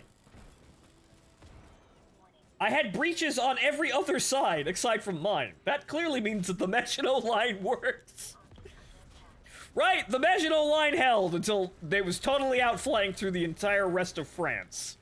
The Maginot Line was perfect then. The rest of France was the problem. Belgium was the issue, not the Maginot Line. Unfortunately, we don't have enough people here to defend this, let alone the rest of the areas. Yeah, no, they fucked everything up over there. So we needed organization on the defense, it seemed. Oh no. Well. There went my ammo fabricator. Oh no. All data collection has been completed. Pack it up, Brimstone 1, and prepare for extraction. Ow. Well, manned it probably would have survived long. Vulture 1 here. Bike in on the way for extraction. It held up pretty good with 0 defenses. But then again, the rest of the... I don't know where everyone else was, but everybody else seemed to be nowhere to be found. Every wall was suffering that game. It looked like mine took the longest to actually have a real breach, though. Oh, it's all gone. What a shame. It was a good idea, though. We'll save it for next time. Sir. Yeah, yeah, that guy better run. Oh god, 400. Yeah, we all better fucking run. Ha ha ha ha. Oh no. Ah! Well, I've still got my drone. I'm fine. Yeah, Yep, no one's cooperating. Oh, Christ. I can't save that guy. I didn't have my drone up. Ah! Well, that's what I get for trying. Unfortunately, all of the other parts of the game, everyone fucked up on.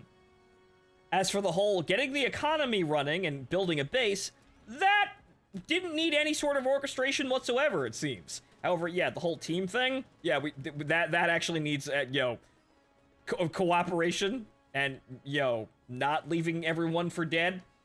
But I suppose I got what I got what I expected there. There wasn't really any coordination whatsoever, and I didn't try. I was too busy manicuring my base. Which, to my credit, felt pretty good, I think.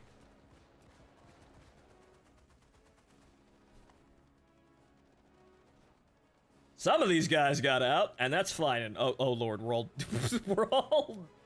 oh god, they're losing all of their polygons. Oh no. Oh no, they're being optimized.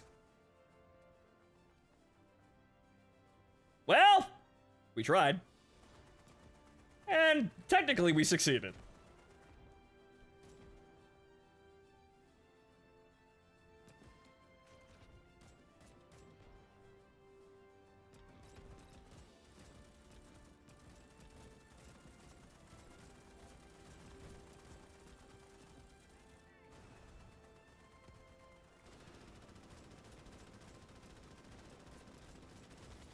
At this rate, they're gonna leave everyone alive trying to pad their stats. Well, leave everyone behind trying to pad their stats. But it looks like now they're starting to get it. We're leaving in 30 seconds. If this Bastion can figure out how to get around these fabricators. Well, you saw me. I'm dead because I went back to try and help someone. I was a hero and died. We're coming home. The novel has the novel kind of has a point to be made about this whole thing about how we shouldn't reward heroes because heroes that don't follow direct orders are bad soldiers, and you don't want to give medals to bad soldiers. It sets a really bad sets a bad standard and precedent. Oh, right, I do have shock beacons. I forgot how much equipment I have. I also have the heal beacons too. I should experiment with that, but the problem is I don't want to take anything that isn't the fabricator. But then again, I am sitting in base most of the time, too, so I suppose it depends on what I'm doing. Because if I'm sitting in base, I could just as easily put an ammo box down, right? That only costs 100 resources. Granted, though, the fabricators are more, I think, actually altogether more resupplies. 'Cause I have 3 of them now, and they're like 5-ish, and a ammo box is like 10. So I technically have 15 resupplies over the basic one. So basically, I could resupply out of an ammo box and have more ammo than I resupplied with, which is kind of funny to think about. Okay, right-click to heal troopers, right-click to instantly revive other troopers. That, right. I've completely forgotten that, because I wanted to play with all the funny toys. But the ammo fabricator is just so damn necessary half the time. It's very bad to be caught without it, unless I'm, again, sitting in the base like I do. But unfortunately, I kind of focused on one part of the base, and then everything else fell apart because I was only manicuring one single part of the base. Scan beacon. I haven't really used these, but the scan grenades aren't really terribly useful, even though they do more damage to marked ones, to marked targets. They don't really seem to mark enough targets, and they don't really seem to last very long either. So I don't know about the scan beacon, but the grenades aren't really all that great. The gas grenade is far and away, to me, the best grenade. The shock beacon, there are uses for the shock beacon. However, again, fabricator though. I don't want to not take this. Damn, but also, I can get away with it if I'm hiding inside the base like I usually do. So I suppose if I'm going, haha, fortification wizard, I can actually just take the shock beacon then? I don't know. But ladies and gentlemen, I think that's enough. That's enough for our morning show. I'm going to take a break, get some food, and we'll be back on later with more Shadow, whatchamacallit? Shadow Run? System Shock. Shadow Run. What the fuck am I talking about? Sorry. I wanted to say Shadow for some bizarre reason. I don't know why. I don't have a GameCube. I can't play Shadow the Hedgehog. Sorry, folks. It's been an early morning. But, right, we're going to be playing more System Shock later. So, see you in about 2 hours? See you about 2 o'clock? 3 o'clock? But, well, we tried for Hawken, and unfortunately Hawken broke, but Starship Troopers Extermination is...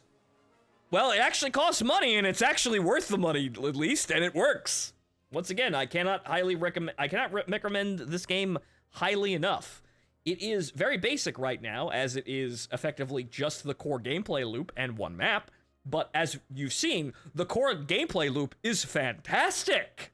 And all we need now is more, more content. That's it. The loop that we have here, shit, there are $60 games with loops not this good. Right? There are $60 games with more flaws in their gameplay than this one. So, again, can't recommend this highly enough. The only thing this game needs more content, and it only came out like, what, 3 weeks ago or something like that? I can't remember exactly, but it was last month. And it hasn't been more than 3 weeks. Can't remember exactly when. I think it was the 17th? Or something like, I can't remember. I think it was the 17th. The same day as Hawken. But this game has been around for an incredibly short amount of time, and what we have for early access is great. So, sky's the limit from here, ladies and gentlemen. We just need more content and maybe some more game modes, I suppose. Maybe something a little bit more grandiose to do, but we don't even have the hardest fucking difficulty. We don't even know what the hell that's gonna be like, though we know hard is bad. Mainly not because hard is a badly designed game mode, it's got really bad people. Again, I don't know why. But today we saw some very good examples of good players that are actually organizing and keeping everyone together. And, succeeding, which is good. This is a co-op game. We're all working together. But, ladies and gentlemen, that is it for today. So, I will be back later with System Shock. See you all then.